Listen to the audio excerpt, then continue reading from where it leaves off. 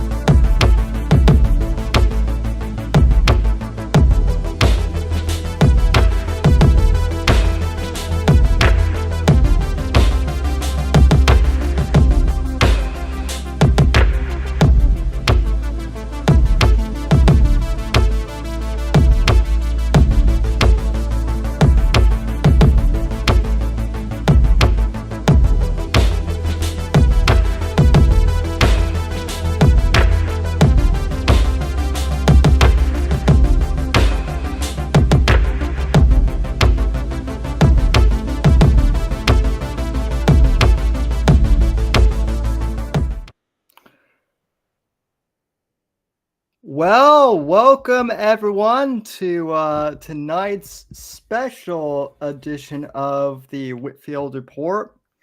Very happy to be here, honored to be here, in fact, for the virtual launch party, or the continuation for my good friend and fellow author, Eric P. Bishop, who has just released his new book, Breach of Trust, sequel to The Body Man.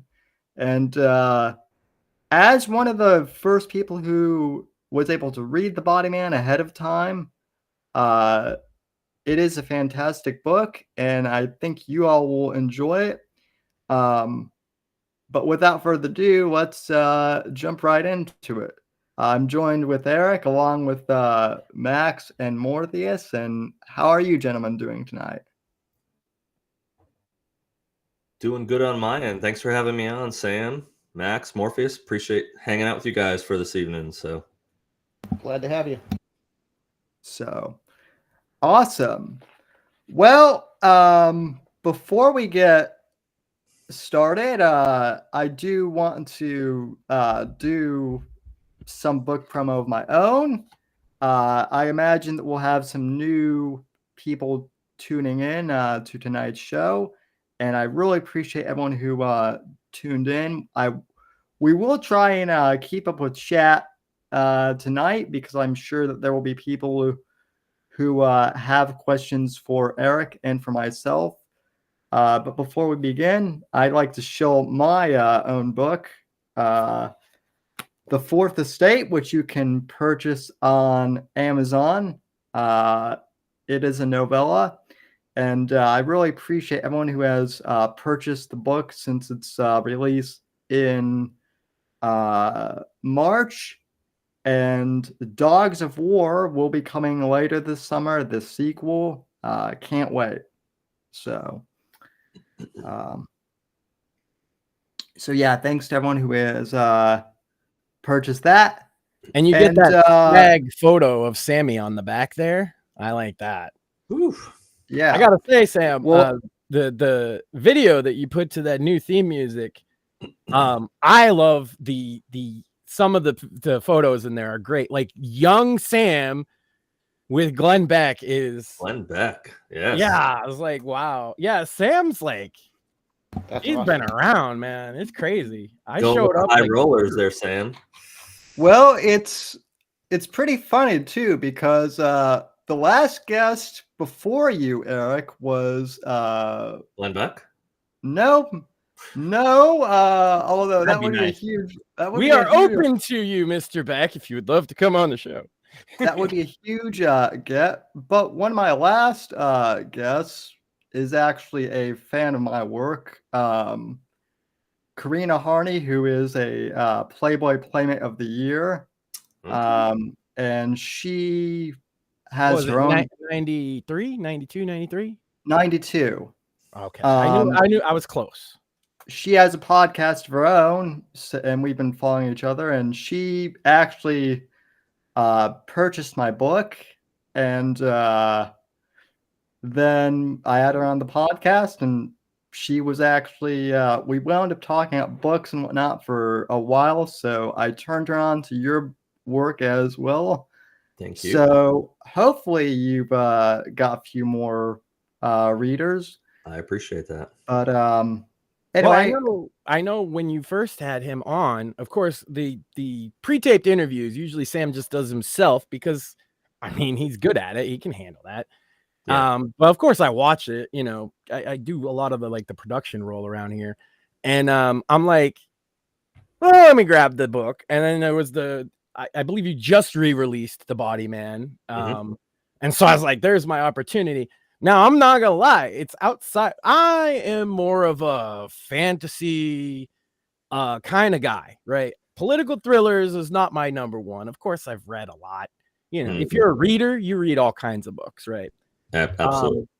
But that said, it not being like my genre du jour, big fan of The Body Man. It is a great book. Appreciate that. And obviously gonna go out and grab a Bleach this week or next because it's a great concept in my opinion, and it's just a good read, and I've been recommending it to people in my personal life too lately. I gave my copy to my buddy to because he's like, what is that? Well, thank you. Yeah, I wanted to do something. I've read thrillers, and I mean, I started off reading the classics, even Shakespeare when back in high school, and Dickens, and just everything that you were forced to read, Victor Hugo, and but my dad actually, I give credit to my dad. My dad used to work for the phone company, and he had a lot of downtime while they were sitting inside manholes or outside manholes working on fiber optic, and before fiber optic, even that stuff. And he'd always be reading books, and he came home, and I don't even remember which one it was. But he gave me a Tom Clancy book. And as soon as I started reading that, I was just like, I need to read more of these. I was going to say that Clancy is the one thriller author that I was a fan of even in my teenage years. And I can definitely see the influence, mostly in it being very concise. Yeah, thank you. Yeah, I think your book is one of the more well-written in that you're not as wordy as a lot of people. Some people think that the best way to be an author is to just use as many words as possible. But you seem to cut through a lot of that, and I really appreciate it. Well, I'd like to say that it's intentional. I think it's because I'm getting older and my attention span has gone to hell. And so I don't want to read a 500-600 page book. I'll just skip. And so I'm like, well, if in The Body Man, the first iteration of The Body Man that was put out under a small publisher was larger than the one. If you got the one that I put out with in January, the second edition, I knocked out about 10,000 words. It was just too much, in my opinion. So, in Breach of Trust was that even smaller to cut it like that, or was that like your intent from the beginning? Because I'll tell you that I have not seen the original, obviously, but like. Concise was the first thing I thought when I finished it, is like, wow, that's such a great, concise, well-told story. Thank you. So I'm just wondering, like, was taking a hatchet to it, was it hard? Was it easy? So no, it wasn't hard, and I've not told really anyone this, so I guess we'll go on the internet with this first little, nugget of information. The publisher made a bunch of changes and even added some stuff, or just made changes to what I had put in originally, and it was too big. If anything, it grew. So when I got the rights back, the publisher went out of business. I wasn't pleased with some of the edits that the publisher made. I mean, they even changed. I caught some of them or most of them, but they even changed characters' names and stuff. And I didn't like what the hell are you doing? That's an inside joke to why that person's named that. Don't you're changing it back if you want me to like ever talk about this book. So got them fixed. But when I then got the rights back and the publisher was kaput, I didn't even touch the file that they published. I took the original file, I gave them.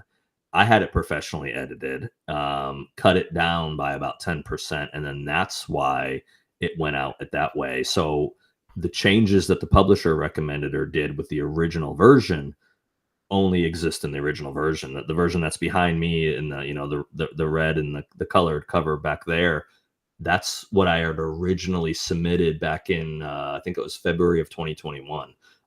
So that was my original version. So I went with, not to say I erased what the publisher did, because there's quite a lot of copies of that out in the world right now, but everything going forward is what my original vision is. And I see the question there, can they do that? That's the we'll say shitty part of publishing, is when you sign a contract, they own what you give them. Yes. Should they do certain things? No. Can they do it? Yeah, they bought the rights to your book. Will they do it if they feel like it?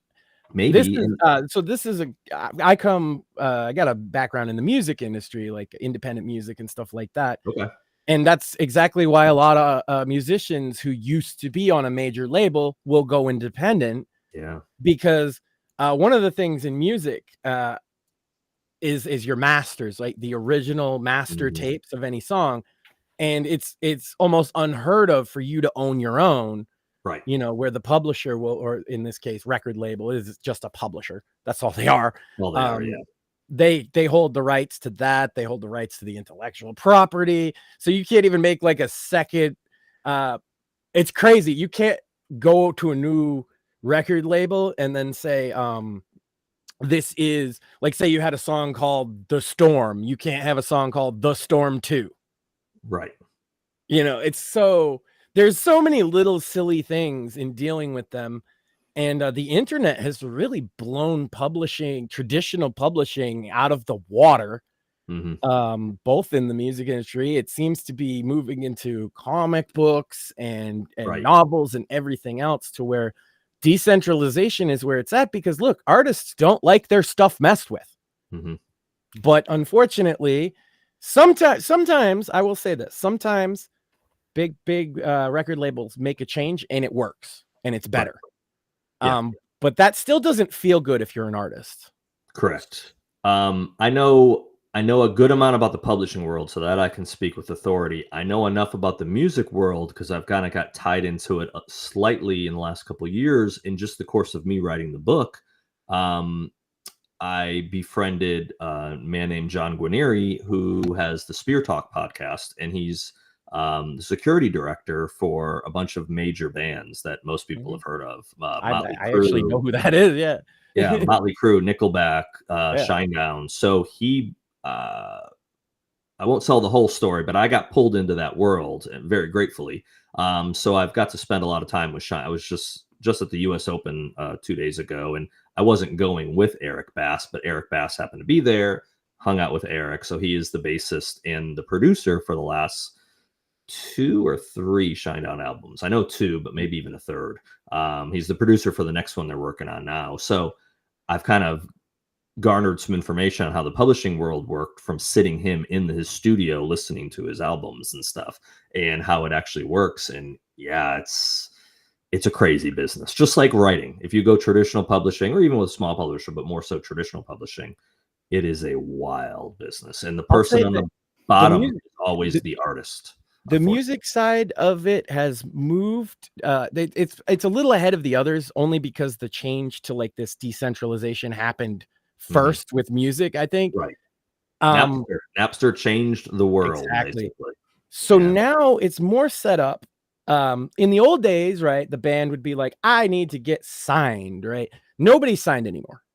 Nobody is signed anymore. What they do is like Sony, Warner, all these big companies are distribution They're not even publishers anymore. They're just distribution.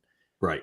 And so they don't sign you. They just buy your album and then they republish it. And it works a lot better for people. But again, you still end up with the masters problem. You still end up with the, they might not be a publisher, but they will absolutely make changes to your songs. They will not release things in certain places for various reasons. Some of them are out of the publisher's hands. Even some countries just have weird laws about imports and such. Right.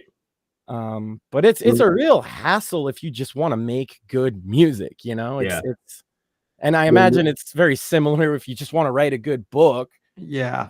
Then it's the question of how do I get the most people to see this book? When we were in Eric's studio, he was in the course. He was might have been The Symptom of Being Human. One of their songs, he was having to remix it because he had got the request and he was the producer and he had done the mixing and everything. So he played it for us. I think it was Symptom of Being Human. That he was having to mix for the, umpteenth time, a song that had already been out on an album and out there in the world, but they were wanting a radio mix for this. And yeah, you got to shave 10 seconds off of it. Yeah. Whatever. And it's like, where do you cut? Mixing and mastering and dealing with like, even I mostly only ever did independent, like publishers, like smaller ones, like punk rock labels and stuff, but like they will be very demanding about mastering and mixing, and you'd be surprised you mix, like you said, the same song 18 times because you need this one that has, let's say, swears cut, right? And then this one decided that this word that's like acceptable on every radio station except one, we got to cut that word too. And then this, it has to be exactly 10 seconds shorter because that's the clear channel, and the radio broadcast needs it to be exactly 2 minutes and 57 seconds so they can. It gets crazy. Yeah. The expectations on producers in music, I think people don't even understand how intense it can get. Yeah, I'm sure. And you want to do a good job, you know? Yeah. So I have to ask, because I was actually going back and listening to some of our older podcasts. You've also had the distinction of being on my show 3 times, which I think makes you one of the most returned guests. So I'm Do I get a gold chalice or something? You should. I might actually send you a mug when we finally get merch involved. I actually I did reply to your email and I sent you one back regarding sending you a copy of this. So Which the email for your address? Yeah. Oh, okay. Yeah, I haven't looked at anything for a while today, so okay. But what I was going to ask, so when I first interviewed you were with your traditional publisher. I think you had just released the first edition of the Body Man, and then second time I had you on, you released Ransom Daughter, which I actually have that on my desk somewhere. And you had just launched Bruno Media, which is your that's your arm. Yeah. Yep. And so now that you've got your, I guess, sea legs, what has it been like for you to go from being an independent, from being a traditionally published author to basically being an entrepreneur? More gray hairs, and I'm an alcoholic. So, actually, that's a total joke. I'm not drinking much this year. I stopped drinking, or very rarely anymore. So, and I wasn't drinking much before then. The gray hair is still fair, though. It'll do it because people don't realize how much work it can be to go independent. You know, it's well, the kids probably add to it. I have a 17-year-old and a 12-year-old. They're actually really, really, really good kids. So I cannot complain like some parents can. Man, that's such a loaded question. There's so much. The biggest takeaway, I guess, is going independent is I've talked about this in other podcasts and my own podcast. Probably I hesitated doing it years ago. I had someone that's like taken on one of the legacy books. So a big, fairly big name author had told me years ago to self-publish because I was having trouble getting one of my earlier books published. And I didn't see it as a cheapened way to be published, but I rightly assumed it's probably a lot of work to do that. And I was correct. To do it successfully, for sure, right? Like anybody could just put a book up, but you want to actually sell copies. There's a lot involved, right? If you want to just be a quote unquote published author and you want to put a book up, you don't need too many weeks of your life to invest into doing it. You got the time to write, but the actual business side of it, you can make a crappy cover and you can use Grammarly to do your editing, and you can format it even in Microsoft Word if you can figure that part out. And you can put a book up real fast. It ain't going to sell very well. And if it's not formatted correctly and your grammar's bad, you'll sell some copies and you'll never sell another copy after that besides your mom. Yeah, that's poison. So to do it right is a lot of time, a lot of effort, a lot of knowledge, and not a little amount of money, not $50. You're going to drop a couple G's easy to do one book out and do it decently well. And that's not even market the book. That's just to get all the other stuff in place. But if you do it right, and if you have a good story, you will recoup your money and hopefully then some. But if you're doing that as the author, all the steps you have to learn and all the time you have to invest, and time, multiple other jobs. Yeah, I'm a full-time financial analyst, so everything I do for writing is moonlighting. And also I went through a divorce a couple years ago, so I have custody of my kids half the time.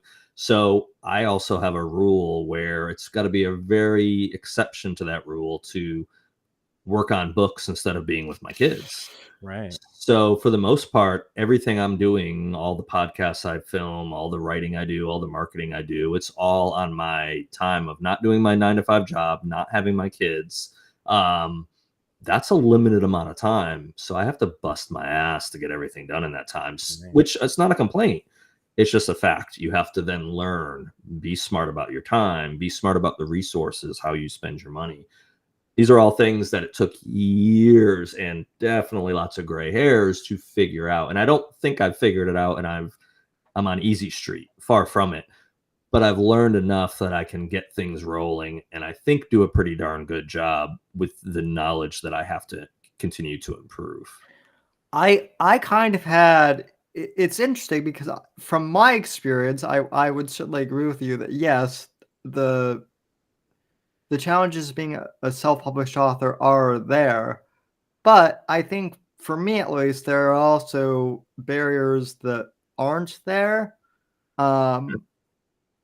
Like for instance, when I was starting on podcasting, I started this out when I was a teenager, and I was initially trying to get into radio. Mm-hmm. No one wanted, even after like 5 years of doing a podcast and basically formatting it like a radio show, no one wanted to have me. So I was, and at that time, podcasting was kind of taking off anyway, or starting to as more of a mainstream format. But I noticed that podcasting, I guess doing independent was the better option for me anyway, instead of going with someone who would have owned my work basically and owned my library. And same thing with the books. I looked at a few smaller publishers, and ultimately I decided to just self-publish because I figured I had done it once with podcasting, and I'm not saying this works for everyone, but I kind of was like, well, if I can replicate the skills of marketing of the podcast to marketing the book, and I already have a built-in audience, then that might work. And for me, it has actually, but it might not work for everyone else. We've been using a lot of like guerrilla marketing because that's kind of my background, right? Independent music, right? So like, it's like you're saying, like the big label guys back in those days would have a PR guy and a tour manager and, you know, all these people that do these different jobs, kind of like you would have an editor and, you know, all of these different things, a publicist, and they will do your promo and all that. But when you step into the world of independent music, you kind of, not only do you not have all of that, but you're actively fighting against them, you know? Yeah. And so the 90s, 2000s method that I'm traditionally familiar with is flyering. We call it punk rock DIY mentality, right? Like you get out there, you're handing flyers out in a parking lot for your thing. You're, you know, word of mouth marketing, because these are, you know, effective, maybe not as effective as the mass communication that we don't have, but it's something that people can do individually. Right. And we've been using a lot of those principles, and it's amazing how they work well on the internet. Yeah, 100%. Yeah.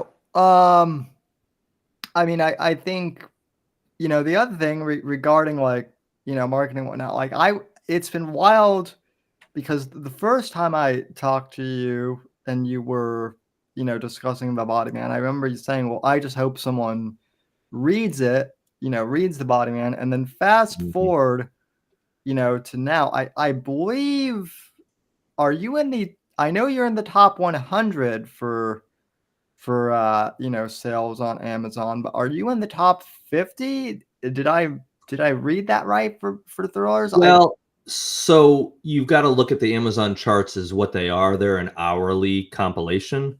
So yeah, the Body Man definitely got in the top 50 on multiple occasions. Never got top 1, at least my reissue. I don't know where it got on the publisher's version because I didn't have access at that time. I had access quarterly.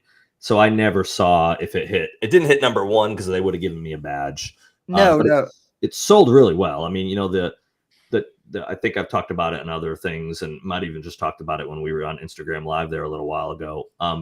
The numbers, and there's differing accounts, but if you look at around it, it's kind of agreed upon that roughly a self-published book sells on average 50 copies, and a traditionally published book sells 500. Both numbers are extremely small if you're trying to, you know, earn a living on it. Obviously, there's no living on those. Did you happen to catch anything with the Penguin Random House lawsuit? Because there's an interesting statistic that came out of that last year. Yeah, I read a lot of it actually, but which one did you notice? The interesting one was that 90% of their signed published books, authors, sell less than 12 copies. I didn't see that stat, but I can't That's specific to Penguin. Super surprised, right? It's something, you know, the stats are something like there's only, oh man, now I'm going to forget it. There's only like 500 books that sell over 100,000 copies, and there's only 10 books a year that sell 1 million copies. I wish I had the stats clearly in my head, but I read through them. They're so, and I was talking about this earlier today.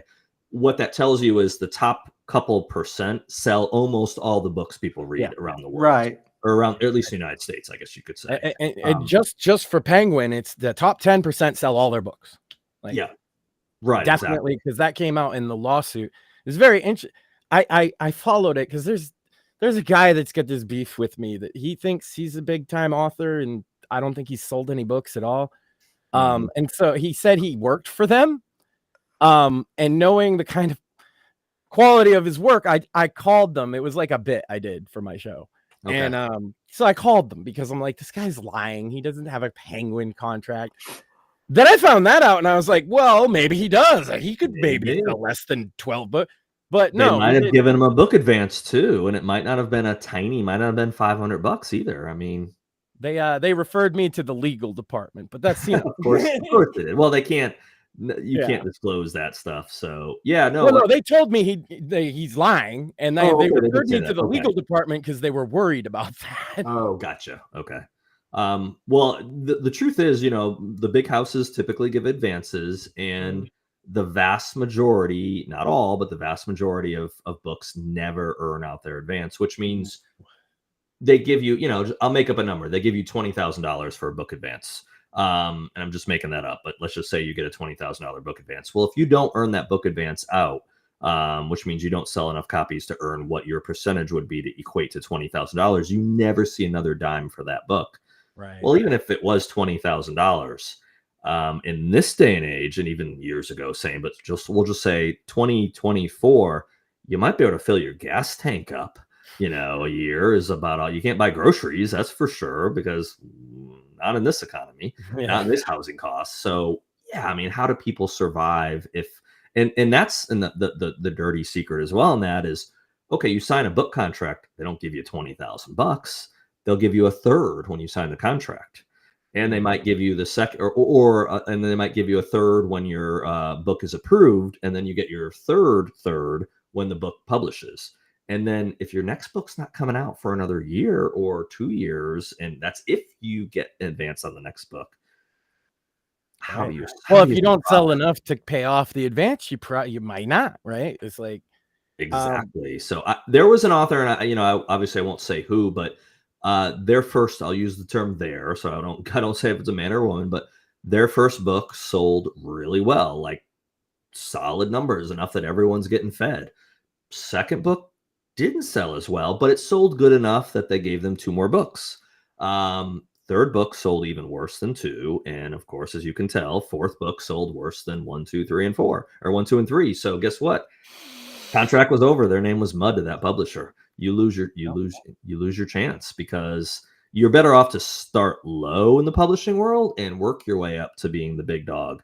If you start the big dog, I know of someone personally, and it's on social media, so it's not, it's common knowledge that this person has gotten multiple 7-figure deals for books. That's a lot of pressure, because man, if those books don't each next one deliver, they're not, now maybe that's fine because you've got enough money in the bank that you don't have to ever write again. But even that's not FU money at that point. Especially if you go live out in California, that's, you buy a condo and gas and some food and you're broken, 2 years, you're on the ESPN 30 for 30 special, basically. So. Well, and I would be remiss if I didn't mention that I'm wearing the hat of Mr. Jack Carr, an author who you and I both admire. And in fact, I think I met you initially through his fan group on Facebook back when the Terminal List was like, I don't even think I'd come out yet, but there was already a fan. There's already a fan, yeah. Group. Back when Facebook groups were useful. Yeah. Well, the reason I bring that up is because, like, he still works hard, even though he's one of the top, authors. Yep. I know that Rogan's helped him out a bit, but he has said recently too that one of the reasons why he's able to kind of do more with his podcast and pursue other ventures now is because of the Amazon TV show deal. And a lot of authors have also said that Hollywood might butcher some of their stuff, but they'll still take the check because it's often worth it. Yeah, it's right. I mean, getting paid twice off of the same piece of work is a good thing. Yeah. Yeah. And I know some authors that won't sell their rights because Hollywood offers them so little money, and you sign on the dotted line, you've got, we'll just use me as an example. You've got the Body Man, you've got Nick Jordan. Hollywood buys the rights and says, we're not going to keep him as the person that's protecting the office of the president. He's going to be keeping the secrets of the FBI in check, and we're going to make it a woman, and we're going to make them whatever. We focus tested it, and we're going to change this, and this, and and they can. Again, the music. So that character you created for years is now completely changed because Hollywood decided. So I won't say who, but I know a very New York Times bestselling author that personally knows has told me that they won't sell their rights because of that. It's not enough money to give up the. And then you're permanently associated with that awful version of your work. The musicians all the time. Maybe it's not a bad version of the song per se, but what ends up happening is they do an ad, And this was a big thing in the punk scene in like the 2000s. Is some of them were like, well, we need to get paid. And then others were like, that's sellout shit, whatever. The ones who did, they got paid. And then you will notice that now their song is associated with the product. Yeah. Right. And it completely strips away any meaning that they had to this. Because when people hear it now, they think of a Toyota commercial or whatever it might be. Yep. And that sucks, especially if that song's your baby or the book. A good story on that is I went and saw U2 at the Sphere. Took my son to Vegas last fall. An amazing weekend, amazing experience. My son sounds like a fun show.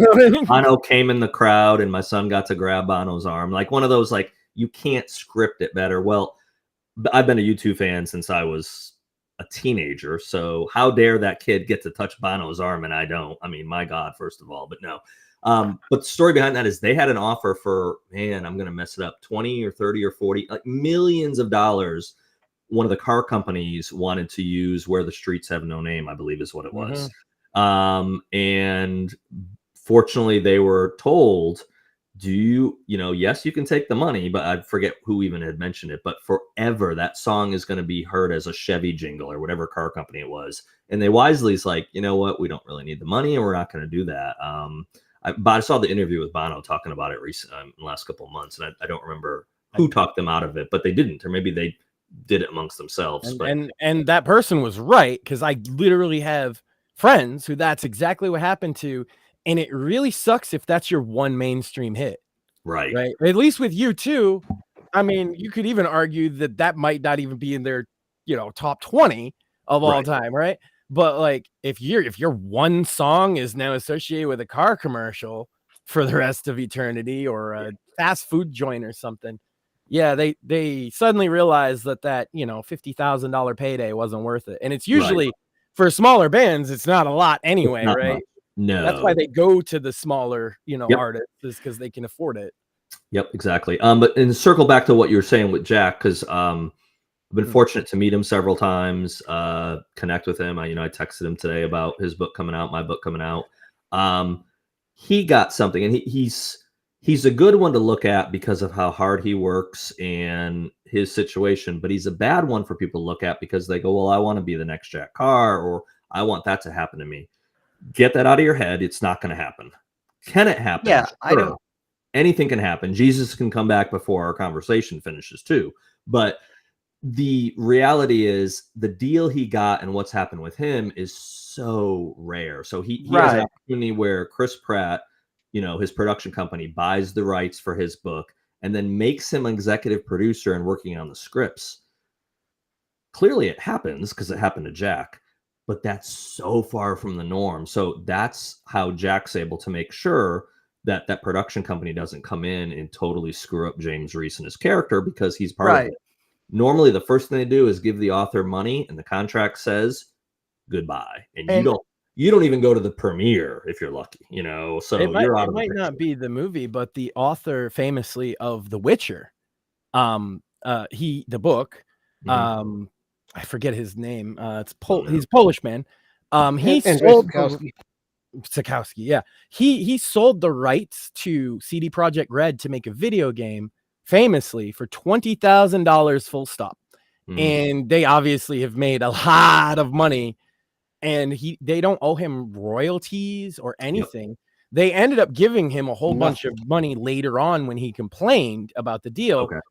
But the reason he signed that deal in the first place is he's like, oh, it's just a stupid toy for kids. Yeah. Right. He didn't understand the earning potential of the video game industry. And so he was just like, okay, yeah, you can make a game, whatever. And then he sees The Witcher 1 didn't do particularly, gangbusters. The Witcher 2 did okay. But then The Witcher 3 was one of the best-selling games in the last 20 years. And now he's like, wait a minute. And a lot of people were mad at him because, oh, well, you signed the deal. But like, that's the kind of thing that could happen to any creative person, right? You might not understand the value of what work you're signing off on. Yeah. So a good example of that too is David Morrell, who wrote Rambo. So I've met David. I've interviewed him before. I have signed books from David in my house. he was paid, and I'm pretty sure the number is accurate. I think he was paid $60,000 for the rights to Rambo, First Blood, basically, which in the book, he dies. Yeah. He dies at the end. Yeah, spoilers. So that didn't test well in the audiences when Sylvester Stallone, turned it into a movie. So they changed it, and they had David write a second book, and it's basically an accompanying a book that accompanied the screenplay or the thing. Well, the deal was $60,000 for the book or for the movie rights, and $60,000 for any subsequent rights. So a movie that literally generated, I don't know how many hundreds, if not a billion by now. It was a big blockbuster film for sure. Yeah. No, you don't get the percentage of Sylvester Stallone, G.I. Joe, icon, action figures or any lunch pails or whatever else. And so, but it's hard because as someone that's on that end of it now, where I don't have any connection, Hollywood's not offered me any money. If you got to feed your kids and someone comes and throws $20,000 at you, and you're like, the story might take off, but it also might not get anything besides selling 10,000 copies of a book. Yeah, I'll take $20,000. It's just, it's hard to know. Or a new medium that you're not familiar with. Like, oh, we're going to make a VR thing out of it. And you're like, okay, how well could that, because that's what happened to him, right? Oh, he wasn't familiar. He's an old guy, right? He wasn't familiar with video games. And as far as he was concerned, he thought of Nintendo as a little toy for children. Right. Okay, sure. He didn't know that this was a multi-billion-dollar industry. Right.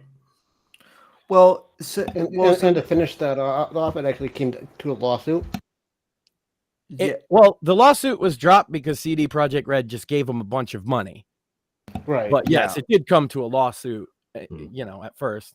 And a lot of people sided against him because they're like, oh, you signed it away. But I've always been very sympathetic to him on that.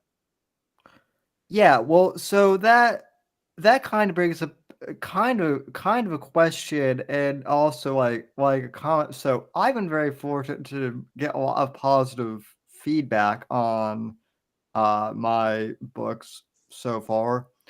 One of the things that people always tell me is, Sam, this should be made into a movie or a TV series. And I always tell people, I'm like, well, that would be great, but I know the way I write, because I'm a film buff. I would really want a lot of creative control, but I know I'm not going to get it. So I haven't really entertained. Jack gets it because he's Jack Carr, right? Well, but, yeah. And even then, that's a long shot for most authors at his level.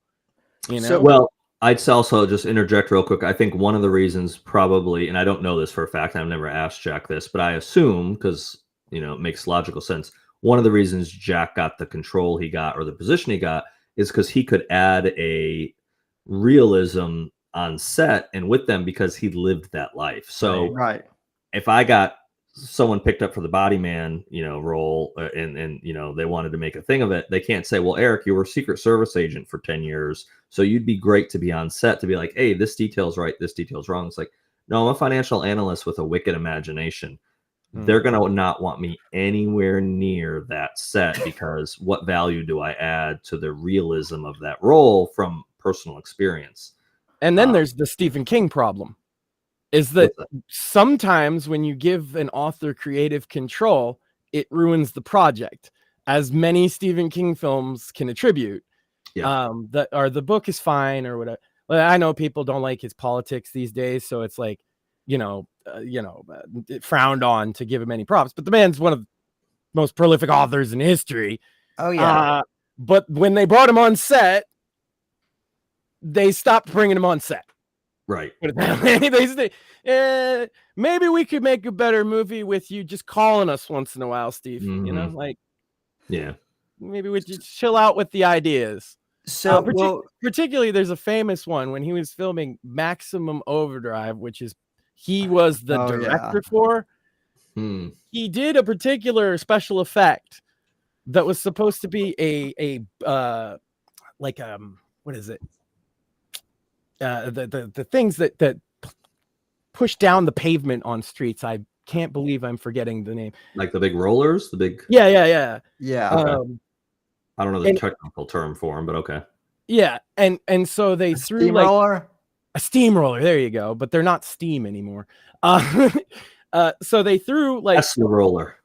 they threw a dummy with what was actually just like a watermelon for a head with some like cloth over it.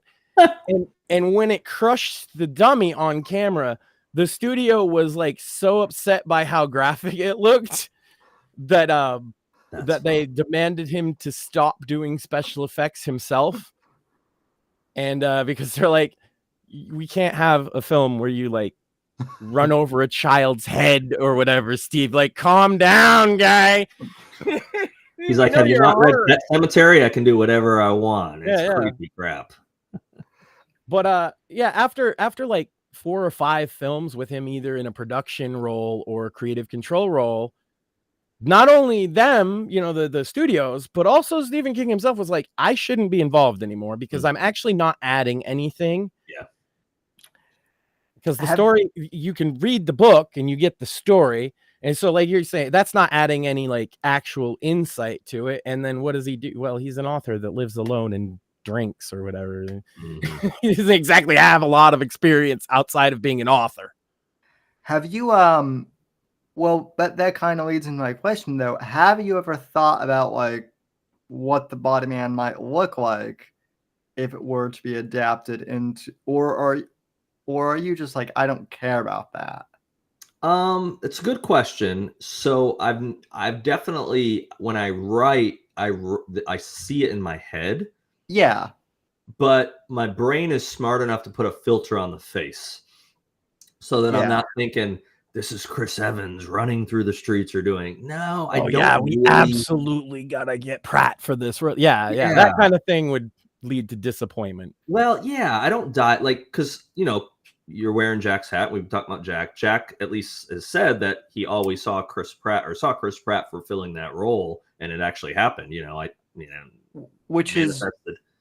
I don't do that though. No, I don't have like a list of, okay, for the Body Man, I'd want this. And for, you know, now that I've got Breach of Trust out, you know, Nick Jordan would be this person and Luke would be this person and Talia would be this actress. And although I did in Breach of Trust, I have an analyst who works for the NSA named Abby.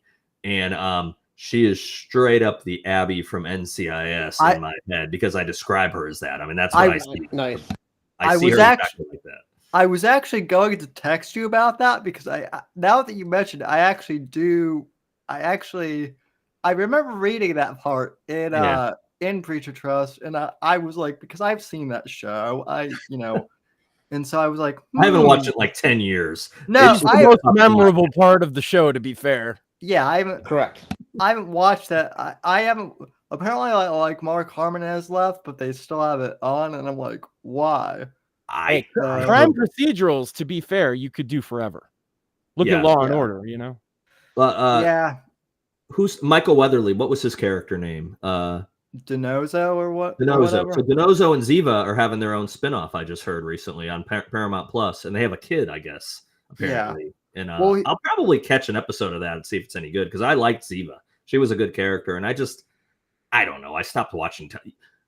Something had to go when I started writing in 2014, and I didn't stop 100% watching TV, but it became dessert every now and then to turn my brain off. And even now, I'll get binge watching something, and then I'll be like, dude, you just got to stop because you got so much freaking writing stuff to do. So I keep it limited. I normally keep it to like Friday or Saturday night. Now I'll watch something during dinner if I don't have my kids. But I'll watch like a documentary, a sports thing, or something. I watched the OJ thing about a month ago, like the ESPN 5-part, 5 hours on OJ. I've been meaning to catch up on that. Yeah. Let me just tell you something. That man did it. Oh, if there was any, we knew that ahead of time. But if you watch that documentary, they're like, well, there's zero chance that he could not have done it after watching. Well, wild to be like the freaking shoes. It's. Well, listen, I mean, my favorite is the Oscar-worthy acting of the century. Like, oh no, it doesn't actually fit when it fit. So I'm a good father. I've got my kids watching Seinfeld now, and so there's the they have their own Jackie Childs. They have their own version, basically, of OJ's lawyer, which is totally great. And so recently the episode came on with Sue Ellen Mishke, where she's with the braless wonder, where she's walking around with the bra, and of course that leads to the car accident, all this stuff. And then yes, at the end of the thing, he's like, If- you know, they have her try the bra on over her shirt, and of course it doesn't fit. And of course my kids are, and I explained to my kids exactly. I said, this is a total knockoff on the O.J. Simpson trial, and I explained to them. They're like, oh, okay. If you want to corrupt, I mean, inform your kids, you need to turn them on to my favorite comedian, Norm Macdonald.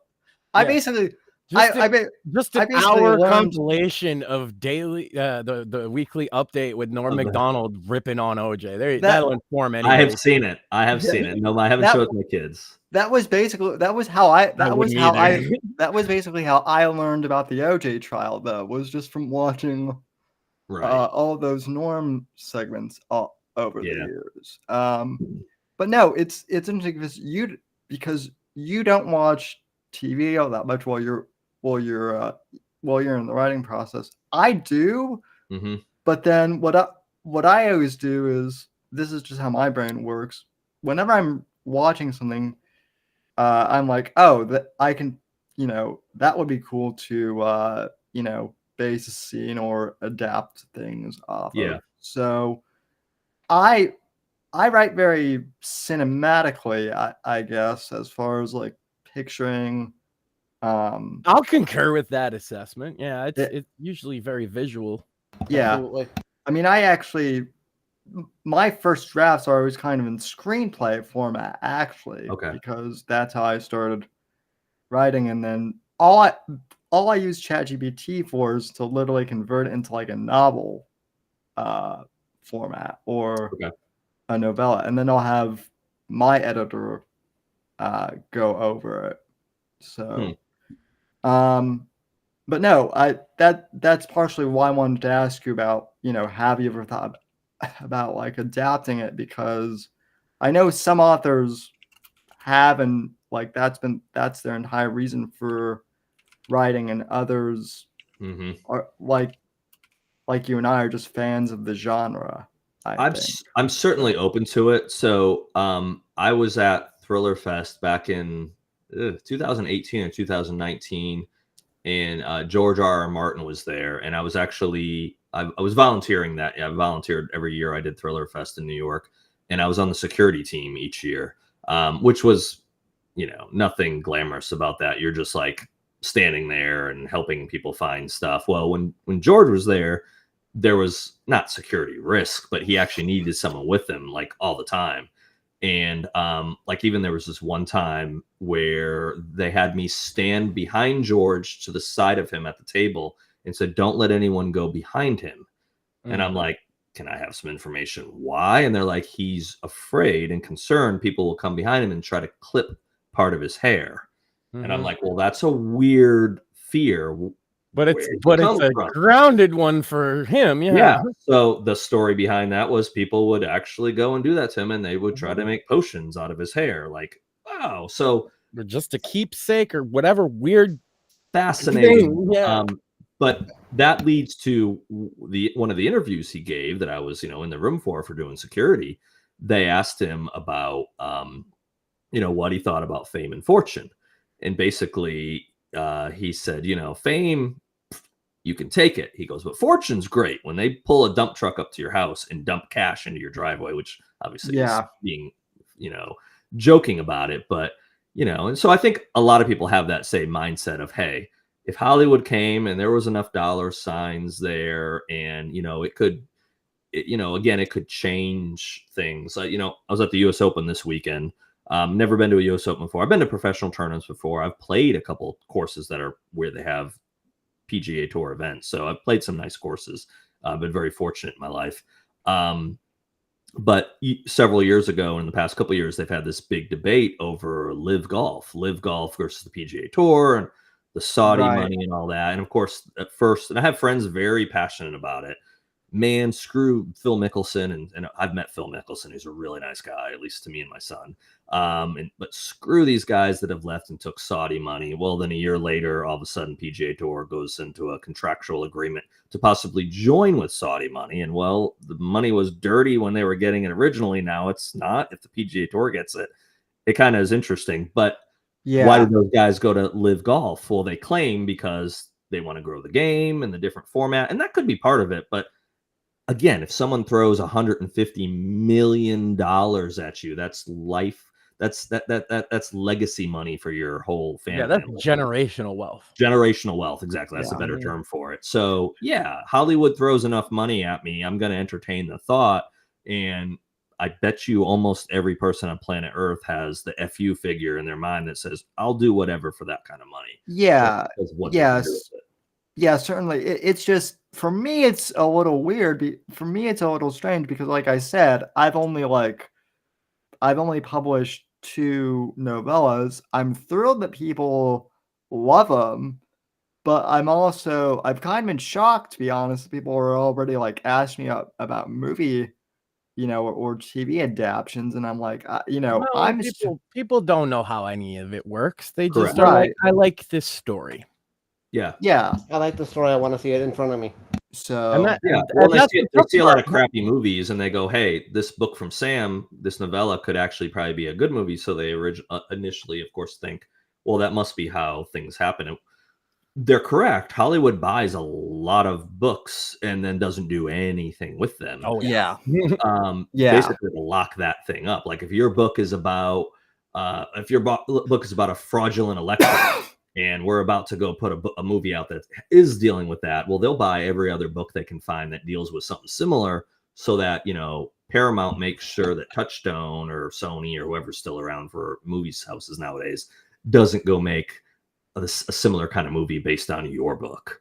So, I mean, that was again a similar thing to how they used to sign bands. Anybody that makes a little wave that might be, potentially be in the same genre, like, oh, we're trying to push Led Zeppelin, right? Mm-hmm. Any hard rock in that genre artist, doesn't even matter the quality, go out and sign a bunch of them, so that we're gonna bench them. We're gonna keep them off tour. We're not gonna have them produce an album. We're gonna put them, and then those competitors are just gone now. The big label has them. They got their 50,000 advance or whatever. Maybe they can recoup it, and they get like a 3 album deal, and then they're given nothing but problems on making the second and third. Yeah. Well, to lock them up. Just like you said, just to lock them up, not because they want to do anything with them. They have no intention. They don't even listen to the music. I am sure Hollywood buys a whole bunch of books they don't even really read. And they're just like, we can't have this because it's so similar to something we've got. We don't want the competition. We're not going to make it, but we're not going to let anybody else make it either. Right. Well, that was Michael Conley's problem for a long time. Was why he could never get the Bosch, why he could never get the Harry Bosch books made into movies is because of one of the studios, I think, bought the Bosch series at in the early 90s, and then just never did anything with it. And they finally got the rights back, and then then gave it to another studio, which was Amazon, and that whole process. So they typically are not long, and again, there could be exceptions, but what I understand about it is I think it typically is about a 3-year lockup for it. So there are some authors out there that they make maybe a decent living off their books, and they make a decent living off just selling movie rights, and they know it's never going to get made. And so, if someone wants to throw $100,000 at you for a 3-year right, and it's going to expire at the end of the 3 years, they might buy it again for 100. And I'm making up the numbers. I don't know exactly what all of them are getting, but or another studio might come in and buy it in the next 3 years. And so, if you could supplement, half your income a year just from getting the rights bought and knowing that it wasn't going to, because the way the rights system work, which could be very similar to the music thing too, is they buy the rights to the book. Well, if it gets greenlit and actually made, typically the contract will then give you more money. Yes. There are some contracts, obviously, that it's a one time, but so that's what people really want. Fine, give me the money to get it started, but what they really want is that green light, and especially if it's Right. Usually the serial kind of advance thing. is somewhere between an eighth and a quarter of what you'd make if the project gets greenlit. Right. And I think that's pretty universal for the entire entertainment For the industry. industry, yeah. Like if you get contracted to make an album that doesn't happen, obviously you still get your, I don't know what an advance they don't pay advances nowadays because they do distros, but like back in the day it would have been like, okay, here's your 20,000 advance, right? But if we make the album and it sells well, you're gonna make millions, Yeah.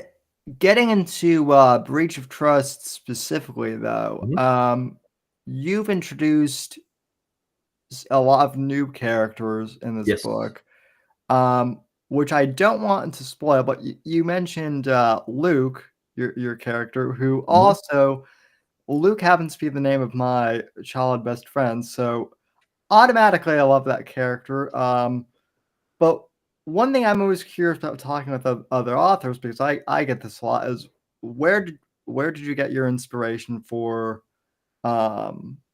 this character? And yeah, it was kind of molded off a few different, not people I know, but some people with backgrounds somewhat similar. And so I'll kind of see something or something will spark an interest with me.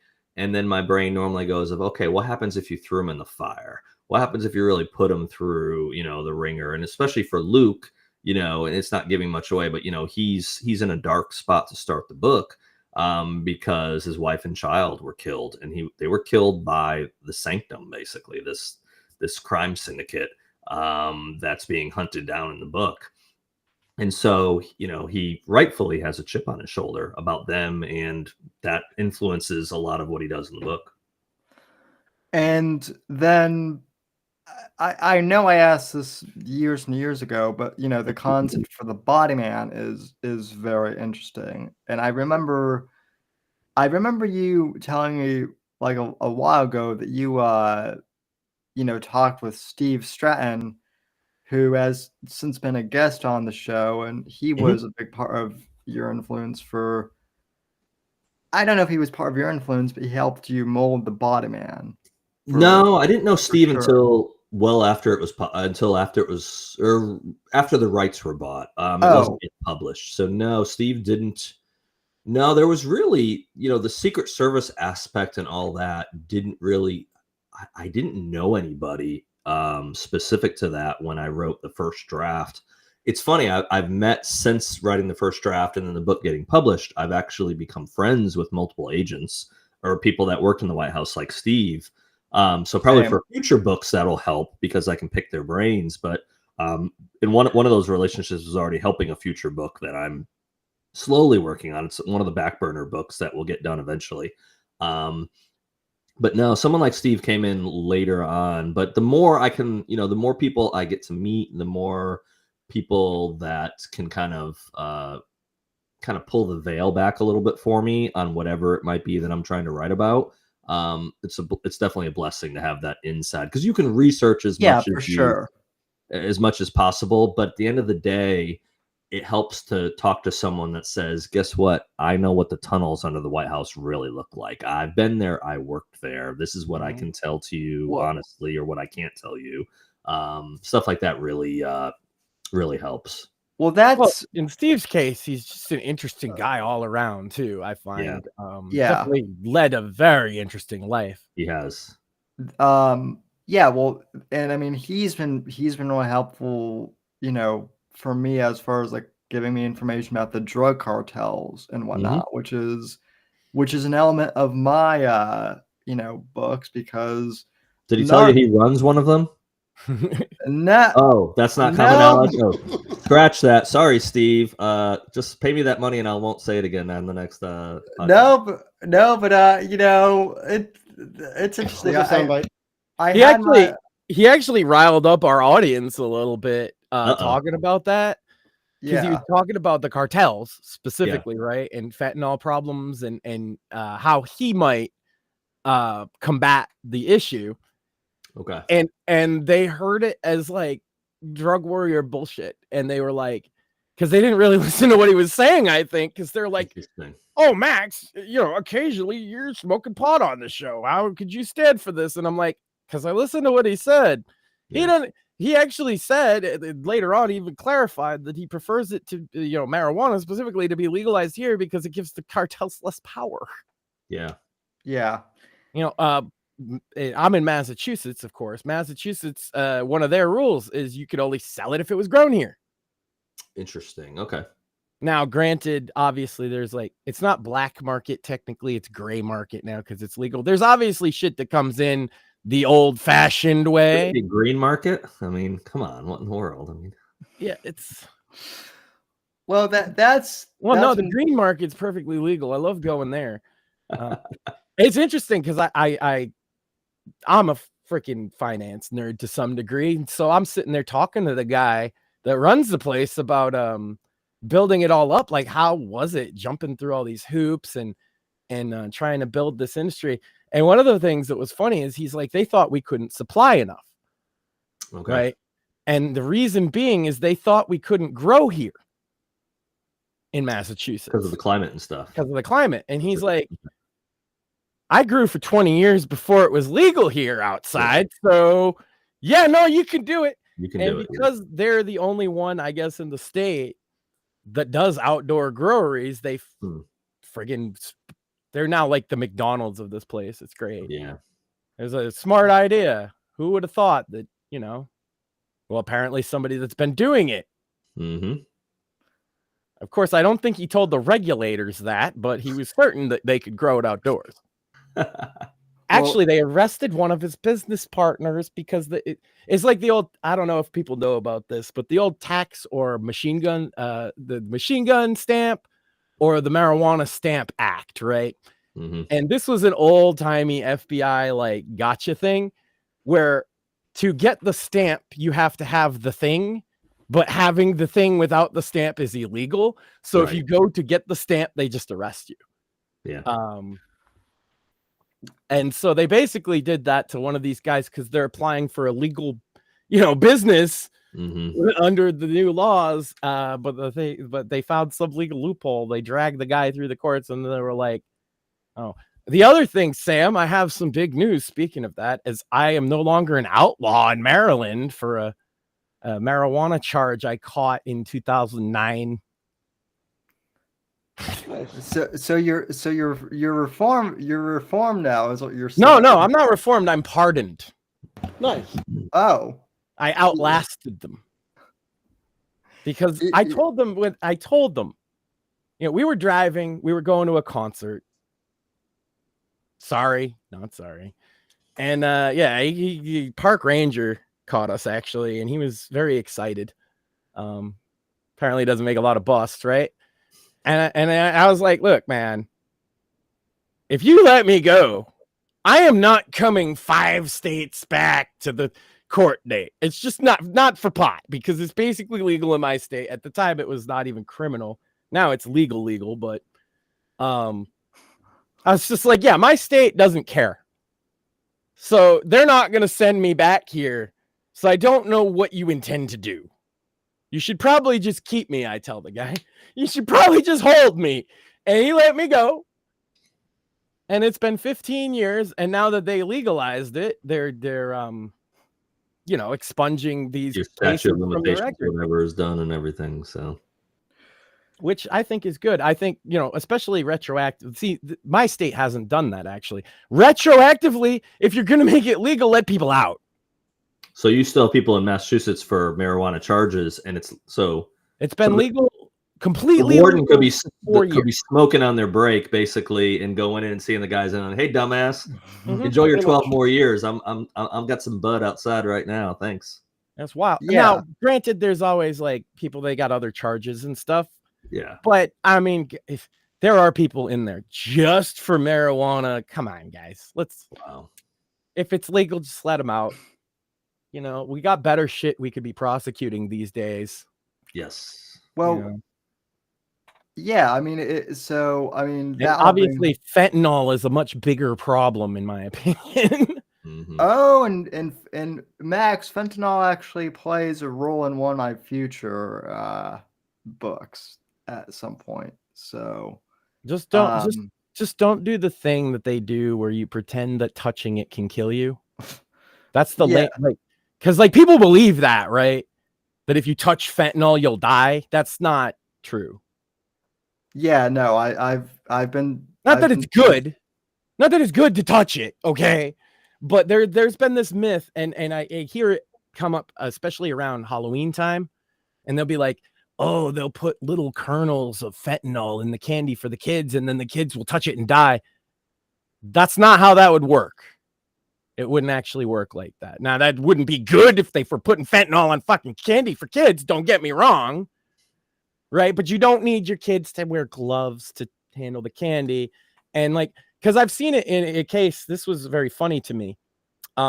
They believe, like, some law enforcement officers believe that myth about fentanyl, right? Because maybe they haven't been trained about it. I'm not sure why. And so they'll be on the street and they'll touch something that they think is infected with fentanyl. And you'll see the cop literally flop to the ground and like have a seizure or whatever. But it doesn't do that. That's not how it, you know what I mean? There's many videos of this. And it's completely psycho. It's not that they're faking it. They're not faking it. They believe that that's what will happen. And so it's essentially like a panic attack, right? And so if you put fentanyl in the book, I just want to correct that one, because I think that one bit of misinformation about fentanyl has people more scared of it than they should be, and they should more be treating it like all the other drugs. Maybe just a bit more dangerous than other drugs, but Yeah, it's more dangerous than heroin, for example. But I just find being able to connect with all these, and I mean that's the other thing I kind of want to get into too, is you've now ventured into podcasting as well, Eric, and you interview a lot of people on A Tale of Two Scribes. And how did that come about? Because I know I had been pressuring you to get into podcasting for a while. And then John Granieri, I guess, got his hooks into you. So how did A Tale of Two Scribes come about? So I was involved in a podcast about 4.5 years ago, I guess. It was when I was going through my separation, divorce, and it just wasn't a good situation in life at that point. And the podcasts really interfered with writing with my family. And so I dropped out. The other guys kept doing it. I always enjoyed it, or parts of it. But I also knew how much work it was and what's the benefit of it and all that jazz. And then, just meeting John through writing and having me as a guest on his Spear Talk podcast, and then us starting to do some ventures together in the writing world and doing the Shinedown stuff and all that. I just, in my conversations with him, I knew he was wanting to like kind of grow the network of Spear Talk. So he was wanting to bring on other shows under the Spear Talk umbrella. So I kind of threw out some ideas for him of, well, what if this or what if that? And he's like, well, you could host one. Do you have any ideas? So I started coming up with names and different things and how my show would be different from what he does or what some of the other channels on the network do. We just kind of settled on, and it's a good opportunity for me to still stay fresh and connect with writers. And I'm not bringing on, only thriller writers or novel writers, but bringing on other people, especially in the coming months and this year as well, whether it be songwriters or different kind of things from Hollywood. I'm trying to reach out to some folks. Fortunately, John's got a pretty, large Rolodex, so I can kind of bend his ear. And he's told me if I want someone particular on, just to ask. So I have made a big ask, and I won't say who. He did reach out and said they're not ready to do it now, but they probably will do it. And once this person comes on, that's going to be interesting, put it that way. So, it's a fun way to do one of those in the works too. Awesome. Yeah, it's a fun way to connect mainly with people. And I haven't been going to many book conferences the last couple of years, mainly because of family. It seems like Thriller Fest or Boucher Con, when they roll around, it ends up tending to be either tied, interferes with my work, my 9 to 5 job, days I can't take off, or especially it's a bunch of them have been happening on weekends. I have my kids, and so that's kind of a non-negotiable. I tried to get my daughter to go to Boucher Con this year in Nashville, and she had no interest to do it, so no Boucher Con this year. Priorities are priorities, right? Yeah, no, I writing is very important to me. I love getting together with other writers and talking shop, but none of that stuff holds a candle to my kids. So if and they're also of the age too where, you know, my son will be 18 in January, so he's virtually at an age where he could be out of the house sooner rather than later. My daughter won't be far behind that. You know, she's younger, but the years go by fast, especially for, you know, for people that have kids or thinking of having kids. It is a blink, and all of a sudden 5 years went by. Crazy to think my son is going to be 9. Yeah. Like, I remember holding him. You know what I mean? It's Right. How did this happen? Where did the time go? So, you know, so it's one of those good lessons to me of just try to focus, especially when after getting divorced.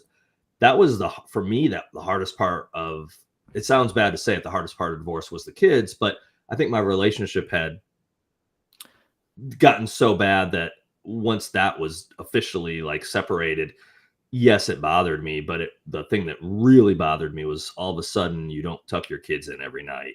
You don't know where your kids are half the time, who they're seeing, and their mother's very responsible, so there wasn't a concern of that necessarily, that they'd be in harm, but you still don't know. You don't know what's It's not like Right. it's a bitter situation, you're saying. It's just not fun, even in the best case scenario. right, exactly. So that was a hard. So all of a sudden, you go from literally their whole life being there. You know, I traveled some for work, but I didn't travel a ton. And you're there on average every night, and all of a sudden, your kids, you see them 12 nights a month. That was the hardest thing I've had to do in my life, is to adjust to not seeing them that often. And then you figure it out, you adjust to it. And but so that time with them now, long answer, sorry, is it's precious. So nothing interferes with that, basically, or very, very few things will interfere with that at this point. Just from the outside, it seems like you're very active and involved with your kids, and that your divorce didn't really affect your relationship with. No, with them. yeah, no, it really didn't. I'm sure there was, it changes that dynamics, but we had a situation where our marriage didn't work, but we had really good kids, and both of us had, we put the kids in the correct place, in the sense of do the best we could for them once our relationship was over, basically. Yeah. And so I think they get, really good quality time with me when they're with me. And I think they also get really good quality time with their mom when they have her. So, yeah. And I don't post their pictures very often. I didn't at all for a long time. Partly that was at the time when I was married, that was my wife's request. And then also, I know there's a lot of sickos out there, so I didn't want pictures of my 2-year-old and 3-year-old and 4-year-old out there on stuff. I do post a picture here and there, but I try to keep it pretty limited now. But we do a lot of stuff, and that's just me wanting to go out and enjoy life. I have a lot of interests. I try to figure out what their interests are. Sometimes I make them do things that they don't like, of course, but especially the travel side. Like I took them to Yosemite last summer. I'd been going out to California a lot over the years for work. I'd been to Yosemite, I think, 4 times before that. And so that was one of those bucket list trips of, before they're grown, I want them to see that's where I finished my first novel, was sitting in Yosemite. I wrote the last 2 chapters of my novel sitting there and just in Yosemite for a day. Wow. There's a national park out here that I grew up going to, right? And now I take my son there. We're actually going the first. Okay. Yeah, you definitely you find these beautiful nature spots. And this place, it was it's just such a beautiful place for Massachusetts, pretty urbanized, so the nice parts are stand out. And it's rewarding to be able to kind of take that and show this beauty and Yep. wonder to your kid. I And grew up of in course- Connecticut, so I know the area pretty well. So I spent a lot of time in New England, obviously growing up in Connecticut. So yeah, Oh, that's right. You are from Connecticut then. Connecticut. I'm not a masshole, but You're I almost to New England. No, I'm just kidding. Well, no. Yeah. Well, we're just the rich side of New England, Max. We're just where all the money is, which is funny. Exactly. Well, it's like to It's funny. New people Englanders, talk you're that, but you're it's- basically New York, and to New Yorkers, you're New England, right? yeah. And well, what's funny is Connecticut, Can't at confirm. least for a while, I think still does have the highest per capita income.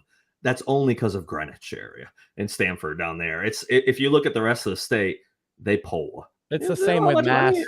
It's all Cape Cod. Yeah, It's Cape exactly. Cod. That's Yeah. where the money's at. well, Which Well, I what grew up on Cape Cod, to be fair, not with money, but my granddad, stayed there. But yeah, Well- that's where the money's at. The rest of and Boston, a little bit of Boston. what I was going to say to that though is, and Max can attest to this. So I've actually, I've had both my books turn into audiobooks Yeah. using the Audible service, which He I got think. the voice of the Huskies. Well, that's where I was going to go. I got the voice of the Huskies, Doug Green, who I didn't know who he was at first. I just thought he was a cool, voiceover Mm-hmm. guy. He actually, I posted the manuscript for Shadows of Deception, my first novella, on there, and he actually read for it and made me an offer to do it for free, but with a royalty share. Okay. And so I liked his voice, and he did a great job. And then Max was like, you got the voice of the Huskies, and I was like, no. I was like, yeah, he's like a radio legend around here, like. So again, I'm thrilled that a legend like that thinks that my writing is good enough to, Mm-hmm. He to- nailed it too, by yeah. the way. It's yeah, he's so good. he's absolutely nailed it. So, but again, that's just, being an author for me. I don't know about you, but it's definitely changed my life for the better, I think. Mm-hmm. And It was like it was just a little more than a year ago you were considering it, right? well, I've been writing stories for probably 15 years now. But like, I finally decided to publish it just because, honestly, I was the whole reason why I published was because I was sick of all the people complaining about James Bond and how woke or unwoke it's become. So I'm like, well, I've had this Bond-like character living in my head for probably ever since I was a teenager. So I'm finally going to put this thing out there and see what happens. And sure enough, it's worked out well so far. Not only for the book, but for the show. Like the Yeah. whole, you mentioned, your podcast network was expanding. I mean, we're doing that as well. We just added a show that's primarily game related stuff. Morpheus is actually on that. And my wife Been fun. and her friend and another friend of the show, they're doing a women's show, like married women. And I sit there and produce it, and they talk about let me see, Pokemon, and they spent a while talking about fan fiction. Okay. And yeah, they're having a blast. And my God, their first month they got more views than us. Yeah. Women, I tell you, that's how that works. Well, yeah, I mean that's it just I don't goes- count Spotify for that though, because it wouldn't be fair. No. Although I will say that, like, initially, Eric, your last episode was the highest ranked episode on the show up until I had Karina Harney on. And then I could understand that. It's fair. Yeah. That's fair. Exactly. Yeah. I did want to answer. I saw one of the questions earlier. We've been talking, but what made me want to write? Yeah. Honestly, this is what I was put on planet Earth to do. It took me a while to figure it out. I just happened to pick, or destiny, or fate, whatever, or dumb luck gave me something that I'm supposed to do. It happens to be one of the hardest ways to make a living. So, but yeah, I started writing in college, poetry actually, and of course, then I read a lot. And I think what you see with a lot of writers is almost always, it's not almost, I think it is always, if you write, you probably read a lot, and you have to.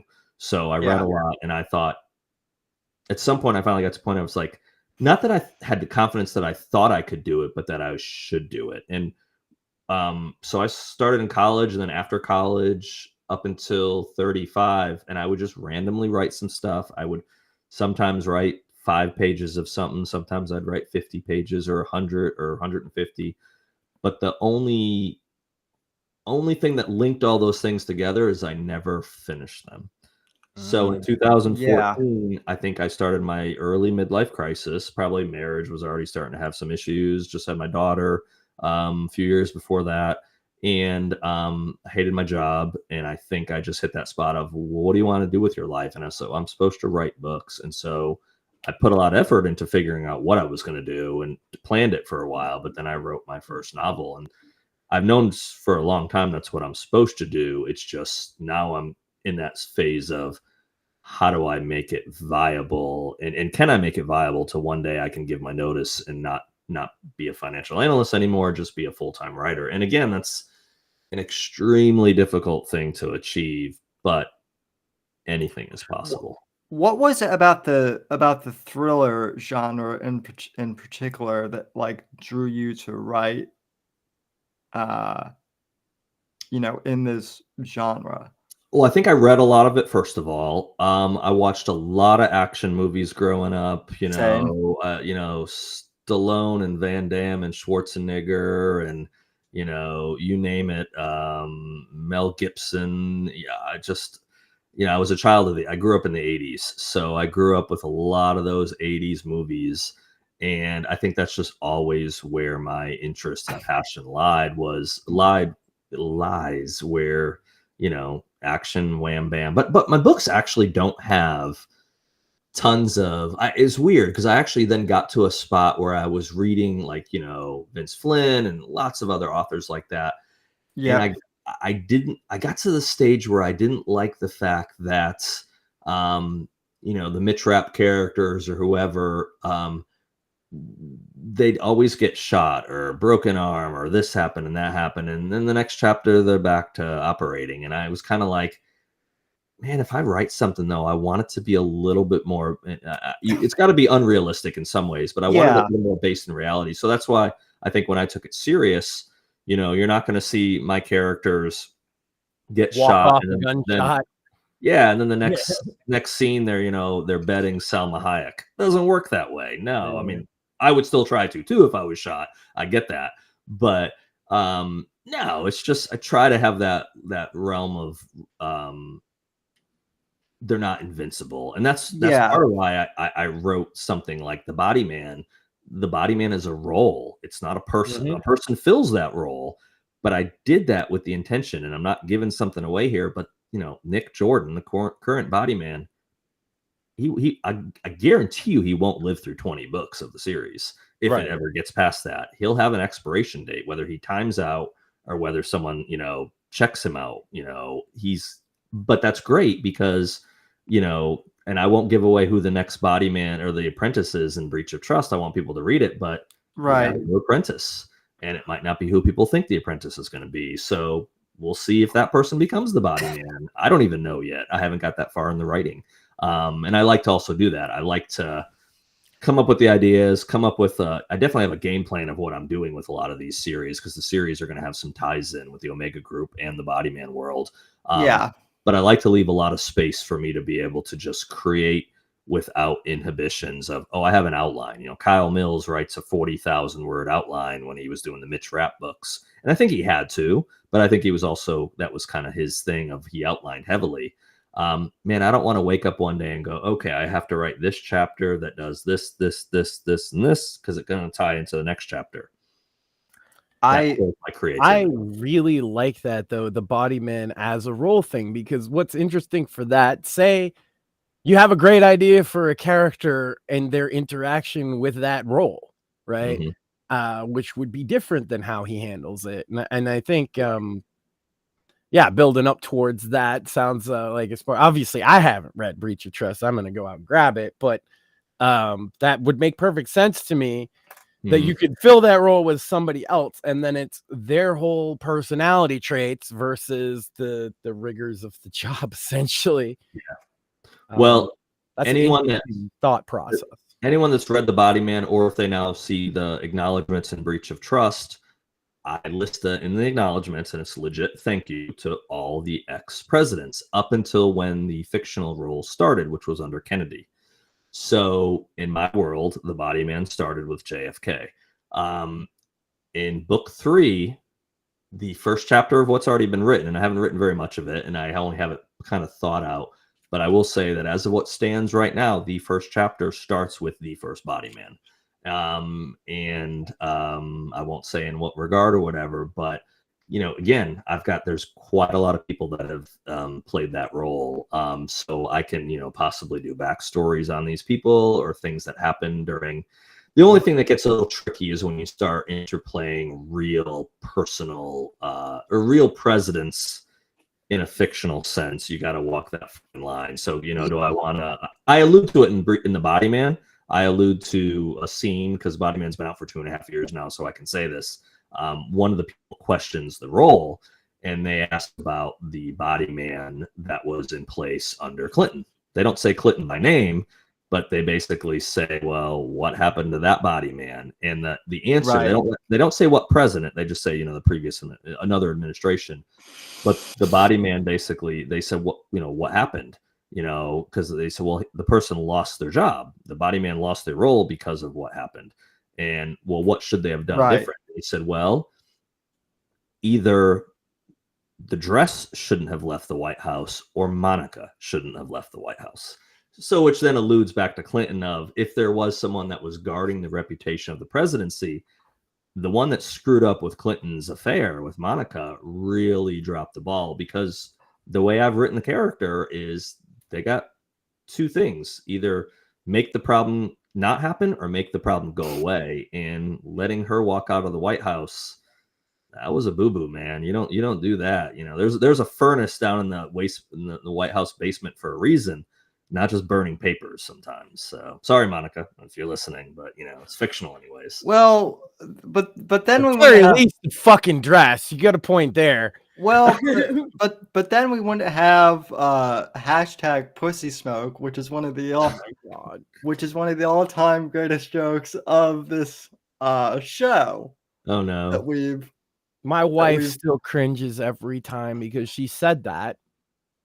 Yeah, and it was in reference, and then we had an engineer come on and talk about how it might work. Too funny. And then, it makes for good fodder. Podcast with engineers, and they checked his math. Yeah. So, and now, like, if I ever do decide to flash back to the Clinton era, in my books, I might have to, make reference to that. And that's been one of the other interesting things. Is like right now, I'm actually working on a prequel series that takes place during the Reagan administration, and so talking to Steve, Stratton about the Reagan era of during the 1980s, which also, as far as spy movies go, I mean, the 80s was terrific for that. But yeah, like I do find that, like, trying to write about historical, people in a fictional realm, that is one of the challenges with writing. Yeah, certainly. So there's a big storyline plot that involves Russia, and the Sanctum is from Russia. so they have a tie-in to basically Putin. But I just made the conscious decision, instead of calling him Putin or Vladimir, he's called Vova in this book, which is a terminology for Vladimir, basically. So, but we just refer to him as the president of Russia, and they just call him Vova during the book. But yeah, you want that. And one thing about talking about Steve, so the 6 degrees of separation, Steve has made drinks for President Ford in Aspen. Yes. And I did meet President Ford in Palm Springs years ago. So I had that connection I never knew between Steve Stratton. That I've met one president. I have correspondence from 3 other presidents. So it was pretty cool. I mean, I'm a history buff, so to have kind of those touches, there's 320 million people in the country, and most of them have never met or have a letter from a president. So probably another reason why I then had to write something tied to the presidency in some regard, subconsciously. I met Trump, but he was far from being president in the 90s, so I don't know if that really counts. Are you Macaulay Culkin? You were walking through the hotel. Was that you? I have met the Pope, though. John Paul II when I was a kid. That was pretty cool. Wow, that is pretty cool. I've been to the Vatican, but I did not meet the Pope. So he came and did like a whole thing, and then they let like people, because I went to Catholic, not Catholic school, but Catholic. It's CCD or whatever. Yeah. And he came and did like a speech at the monastery where we were on a retreat at. It was pretty cool. Yeah. Especially because he's, his successors have not impressed me much, but I liked John Paul II. Yeah. Understood.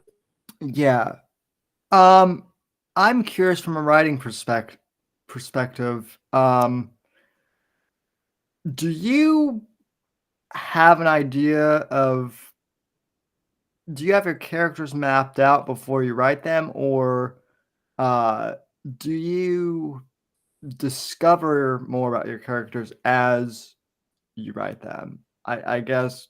Good question. I don't know if that question makes sense, but Yep. I'm kind of in that latter category. It makes sense. Yeah, early on, I actually had a notebook that I worked on that I mapped out a lot of detail with the characters. I haven't done it as much the last couple years and the last couple books, but yeah, I started off knowing like what school they went to, what their favorite food was, and I don't know why necessarily I moved away from knowing that detail. I don't know if I found I just hadn't used it or I didn't go back to it or whatever, but I had to pull up some stuff on breach of trust. I had to reference back to the Body Man just to make sure I got some of the details right. Yeah. So I wrote the Body Man you're talking, I wrote that first draft in 2017, maybe 18, somewhere around there. I don't even remember now. So it didn't get published till 21. So it had been years. And so now when I'm worked then on breach of trust, you're talking about characters that I first started writing on like 5 years ago or 4 years ago. So yeah, I'd like to say I'm a pretty intelligent person, but not that much. Yeah, I had to reference back because like the minor detail on page 35 might slip. Yeah, someone will tear you up for it. But I also I intentionally don't give lots of specific details. And I do that partially, maybe ties back to your question about visualizing who you're writing about, like an actor or whatever. I think maybe I do that because subconsciously I want the readers to envision who it is. So if I tell you Nick Jordan is 6'2", he has jet black hair. Now I did break that rule with Luke in Breach of Trust because I do go into specifics of what he looks like, and I have to do that because and you find out early in the book, so I'm not giving away a big giveaway here, is Luke has a twin brother. So later in the book, when some stuff is revealed, obviously they're identical twins, or they're not obviously, but they are identical twins. So I have to have the description there so you know of like, who is it, Luke or John? Which one is it? Right. So so that one I did break that rule, and of course, like Abby, I gave some description of Abby that if you know NCIS, I kind of gave her, descriptions. But some of the other ones are kind of vague. Twin is John, Luke and John. I like that. There's a good biblical reference in there too. I will say later in the story, there's a conversation about that. that they poke fun that they had friends growing up that were Matthew and Mark, and so they were called the Gospels basically. That's good. You had Matthew, Mark, Luke, and John. So again, that's, I think I mentioned this earlier. That's where it's fun, where you can put little things in, put little anecdotes, little stories that are real. Some aren't. Some are just your wicked imagination. But things that I can look at and read 5 years later, or pick up a chapter and be like, Yeah. I did include that. That was freaking funny. So, I mean, I definitely, like, I've included some physical descriptions for my characters, but they're not like hard and steadfast either, because how, like, I like to allow the readers to kind of interpret, yeah, how they see the characters, and obviously, like, I have my idea, and I can. The other thing that helps is, like, I generate a lot of AI art. I'm sure you've seen on my Instagram feed for, like, what I think the characters look like. Right.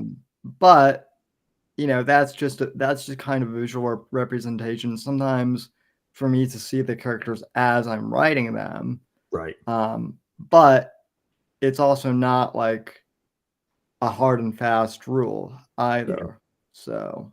And I guess there's another instance where I broke that, is in The Body Man and in Breach of Trust. I go into fairly specific detail of Merci Data, my female assassin. Yeah. I don't necessarily give her hair color because it changes. She wears wigs and stuff like that. But I want to make. I've got this visual because she's a female assassin that uses her body, because men are stupid. And if a woman starts taking her clothes off, he'll do whatever she wants, and then she can freaking kill him because Dum Dum is vulnerable now because he saw some boobs. Felt like the oldest trick in the book. It's the oldest occupation, and she gets to play it sometimes, and then whack the guy. There's a scene in The Body Man where they talk about how her and her significant other, how they whack this couple basically, and you use what you got when you have no conscience. And I am curious, because there is a specific scene, I don't want to spoil it, but I am curious, did you make a golden eye reference in I know what you're talking about. Or if I did, it was probably unintentional, but I do know what you're talking about. Not I didn't directly mean to, but that's where you always wonder of, does all the things, all the movies you see and all the stuff, does it seep into your subconscious? Because I've had this conversation. You want to say you're original and your story's original. There's been 50 to 100 billion people born alive at this world, maybe in the course of history. Nothing new under the sun. Every word has been said probably in the same context in some form. You're never gonna top Shakespeare. You know what I mean? Like, you can write some pretty amazing stuff, but man, that's a tough act to follow. Yeah. Well, exactly. Well, I mean, like, I have flat out said, and like I've even said it tonight, that James Bond is a huge influence on my writing and on my character. I mean, my series is a love letter to basically the spy movie and genre. That's why I feel yours is a combination of Bond and Bauer. If I'm, down into inspirations. There's a lot of Jack Bauer. Yeah, which is John Ryder. which is funny because I grew up watching 24. I hadn't even thought of 24 for like a long time when I was writing Shadows of Deception. And then that was the first thing I said, is there's a lot of 24 influence in this. And he's like, oh yeah, I guess there is. Yeah. Yeah. And I get a lot of, I have a lot of references to 80s and 90s shows, whether it be Seinfeld. I went and saw the Fall Guy. Magnum PI, there's a bunch. The Fall Guys referenced in Breach of Trust. And so I had to go see the new Fall Guy movie just because, before I even knew the movie, they were redoing the movie. I had put a reference in there to the characters and to the truck, and one of the characters is wearing the shirt with the truck on it, basically, from the Fall Guy. Yeah. So Lee Majors is mentioned, and all that. So, and I'm also like people that have read The Body Man, and this is one of the things that the publisher changed on me, and then I had to go back and be like, what the blank did you do? There's a reference to the A-Team when the team breaches, when the FBI HRT team breaches the oil platform. One of the teams is the B team, and it's all the real names of the guys from the A-Team, and their real last names basically. Well, the publisher went and changed the names, and I was like, dude, what did you do? And they're like, why? I'm like, well, that's the real life A-Team. That's their real actors' names. And that's the one scene one of the scenes in Breach of Trust that I probably got the most emails about, that people were like, oh my goodness. When I hit that spot, I was so excited that, George Papard is there and you've got their real, and I'm like, yeah. And the publisher tried to jack with that, man. That made I smiled for a week when I wrote that scene. I was like, how dare you screw that one up? So I recently had someone be like, okay, you need to put like if you're gonna do Bond, you need to put in like a car with gadgets, because that's the one thing that this person missed from the Daniel Craig films was all the vehicles. And I'm like, okay, Aston Martin is so iconic. You know what I mean? Like how they thought that was a good idea. I don't know. Yeah, I mean, and the Aston Martin is my all-time favorite car, even though I don't drive. But so I know someone that has one too, so they're pretty sweet rides. Ooh, not nice. I'm an American muscle guy, but they are pretty nice cars. So I mean, I was able to put in not an Aston Martin, but I mean, with all of the electric vehicles out there now, I was able to kind of do, well, what if Elon Musk or my Elon Musk based character made like a Bond? What's the cool thing about what we do in writing the stories is you get to create your world. The downside is, as soon as you start to create that world, you narrow the size of that world because you're putting restrictions on it. So for future books, I can't have Nick Jordan all of a sudden be 5'2". Okay, well, I've made references to him being, a certain height at least in the stories, that he's not super short. So okay, so you kind of close your world off, and that's where you then get kind of boxed into a corner of, okay, some things you can't change, some things you can. But if you said before, I've got a reference to, in Breach of Trust, that about being divorced, and that Nick Jordan actually got divorced. Well, in future books, I can never say, well, Nick Jordan was never married. It's like, wait, you have a scene in Breach of Trust where not only do you talk about Nick Jordan being divorced, but he gets asked what happened to the wedding ring. And in reality, it's what Eric did to his wedding ring, and he never told anybody. He put it in the pages of his book, which is a true story. That's so if anyone wants to know what I did with my wedding ring, read Breach of Trust, and what Nick Jordan did with the wedding ring, that's what I did with my wedding ring. And I still, June 18th, 2024, I've never told a flippin' soul what I did with the wedding ring after the divorce. But if you read Breach of Trust, there you go. That's motivation. That's a good motivation. My ex-wife's going to be loving that. Fortunately, she has no interest in anything I do, so I think my secret's safe. Well, you say that, but then someone will clip until the kids tell her. You say that, and then someone will clip this and then send it to her, and I'm then good. He put it in a novel he's publishing, so I don't think he bothered that much. It won't bother me if I got a nastygram about that one. I'll be like, yep, you should see the other references if you paid attention. No, I'm kidding. Yeah. Well, no, sometimes you need a story, and sometimes you go with something real. And I think for me, when I was writing the early draft of this, I was going through everything. So there was a few spots where I just kind of got to vent a little bit and put some real life stuff in there, and it was therapeutic. And it's not any kind of personal knock or vendetta or anything like that. It's just I knew in that spot I decided to make him divorced, and I just said, it'd be funny if the character asked him what he did with the wedding ring, and I'm like, well, I got a story on that, so maybe I'll just use my own story. So yeah, it's Well, that's the other funny thing is, so my main character, John Ryder, is a former Navy SEAL, and people think that I did that because, oh, you're trying to rip off James Reese. Well, no, mhm, I had this character planned as a Navy SEAL before I knew of yeah, Jack Hart or James Reese or my first exposure to the Navy SEALs was playing the video game series SOCOM US mhm, Navy SEALs. So, that's where I got that inspiration from. yeah, And I mean, he's a private contractor too. So I mean, his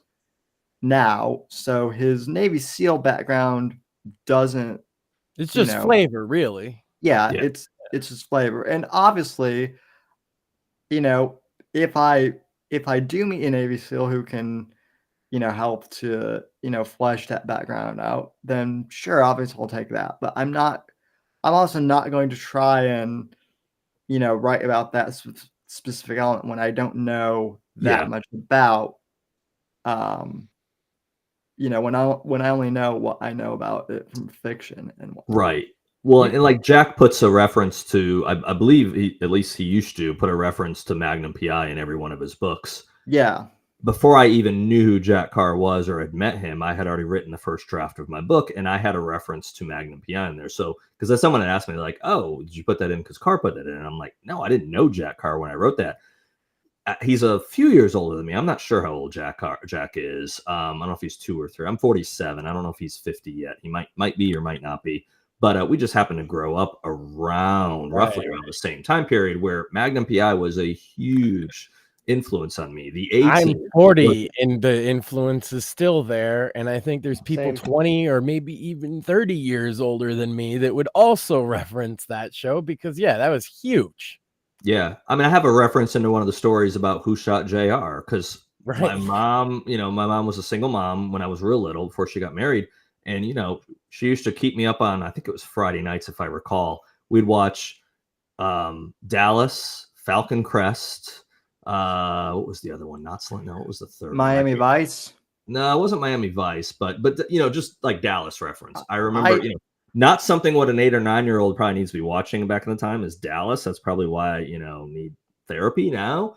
But well, of course, I'm showing my kids Seinfeld now, and now I'm watching. There's a couple Seinfeld episodes that are like, "Oh, Dad, the contest. Can we watch it?" I'm like, "Oh, no, no, no, no, no, can't do the contest one. Nope, that's one you're not letting you watch the contest." But some of them will be on sometimes, and I'll be like, oh, "Dear God, what are they saying on there?" And I'm just like, "This is a show, kids. You're learning a little bit about that's nothing wrong with that now." So wh- when I moved to Florida, I actually got bullied into watching Miami Vice, the okay, original, because Don Johnson, he's the man back in the day, man. yeah, well, I mean, I I like didn't how he says the original. Only a young person would say that well because Right. because the When did movie was a when did they bomb. redo it, or did they redo the show, or just a They movie? did I think a film, but they it like Oh, didn't okay, do well. they But they younger people, that's what they think of, because that's more gotcha. I just find it funny you called it the These original young Miami people, I Vice. tell you, well whippersnappers. I mean, My response was that there was a remake. What? Mike Yeah. Michael Mann, who did Heat, Mhm. famously also, he did a film version of Miami Vice, which isn't bad, It's all Mhm. right. but it's all right. Doesn't have It's Don not Johnson. no. Yeah, Um, Michael got brought up. I interviewed Meg Gardner the other night. She's coming on Tale of Two Scribes next Monday, and yeah, Heat was a big discussion for us. So yeah. I was the one who brought that up because yeah, I love the original Heat. I love the original, film Heat, and mhm. I make a lot of references to that, and I mean Heat 2, I'm assuming you've read it. I've Um, not. I've not actually. It's on my docket to read, but I will not say how many feet high my to be read pile is. I'm So. Man, Sam starts interviewing authors after he has you on, and now my backlog of books is just ballooned because I'm, if you're a reader, it's like, oh, that sounds interesting. Well, I know what it's about. I know I've read the synopsises and stuff about it, so Yeah. I know what's happening with it, but I've not actually read the whole book. Now it's worth it. It's definitely worth listening to on Audible. On Audible, yeah. That's how I'm doing a lot of books now, honestly, Sam. I don't have the time anymore. I don't have the time to sit there and open a book and read it for 4 hours or 3 hours, and I read late at night. I fall asleep. So a lot of times my Audible account is how I. Not every book, but that's how I'm doing a lot of them now, which is bad because my books aren't on Audible. But I just haven't got to the spot where, from a business perspective, I see it makes sense. Because if I'm gonna do it, I'm gonna do it with. I've had some people give me quotes and get some talent, and we lined it. We're gonna line it up, and I just said, I can't set the price. I don't know if I can get my money back. I'd even be fine with break even. The break even wouldn't bother me. I just don't want to risk that much on what if it only sells 10 copies. And it's just like, I can control the book side of it a lot more than and so hopefully one day I'll get there, but I need one of the books to do well. If you want to talk full disclosure, Eric, that was the first place I went was Audible. Yeah, no, I'm sure. I've gotten that request from probably a couple hundred people over the last couple of years. Of it's not on Audible, it's not. No, it's not. So again, if we can get like 1,000 people to say yes, then let's talk. Probably 1,000. Probably need. I figured out what the break even was. Actually, I went to the detail of. I created a spreadsheet that said I can't control the price point. Right. If they set the price point at this, and level, I went all the way down of how many books do I have to sell, and I just didn't have comfort level with the Body Man or with Breach of Trust that it would do it. I know what the print will do, and I don't know if the ebooks do near the print or if the audio does anywhere near the print. Golden, no problem. I'll invest it. I just don't know. Completely understandable. I mean, I can talk with you offline too, because I mean, it's the audiobook. Like for me, the two things that are shocking is, I mean, the audiobook has sold pretty well. I haven't made a lot of money on the audiobook, but I'm a podcast guy, and so my audience is already used to listening to audio, so it kind of they demanded it. It makes sense in that regards. We can talk offline, and it's not something I'm close to doing. I know what some people spend, even going through ACX using Audible, and they're big bills. They're not small little investments. Not everyone does that, obviously, but I know what some people spend, and I'm like, that's too much to throw out there for to get your money back. Well, and I just like you got to choose to we need sales, promote the book. And then they're that taking on a whole nother side project that you're not sure of makes perfect sense to me. Yeah. And I mean, I just do the, full disclosure, I just do the royalty split thing. So it doesn't charge me anything up front. Right. I will say though, the thing that does surprise me is that for an independent author, I've sold more copies of the paperbacks than anything else. I thought it would have been ebooks, but I do, and I'll say mine for the Body Man, and also how Breach of Trust. The pre-orders for Breach of Trust are, I think, 60 to 65% higher than the pre-orders for the Body Man, which was a good number. But I don't know off the top of my head what's my percentage of ebook versus paperback. I think something like 70% of my Body Man sales were ebook, 30% were the print formats. So definitely a big ebook, and I push ebooks too. Ebooks obviously are priced at a better point, and we'll see what Breach of Trust. I'm not looking at breach numbers. I looked at them about midnight, 12:30 last night or this morning, whatever that was. Mainly, I was making sure all the pre-orders hit. I wanted to just look at the numbers, and then I just shut everything down, and I won't look again at the numbers for I don't know how long. I'm either going to be excited or I'm going to be disappointed. Probably disappointed because my expectations are high, and that just will screw with my marketing plan because I'll want to pivot and change, and I don't want to change anything. Yeah.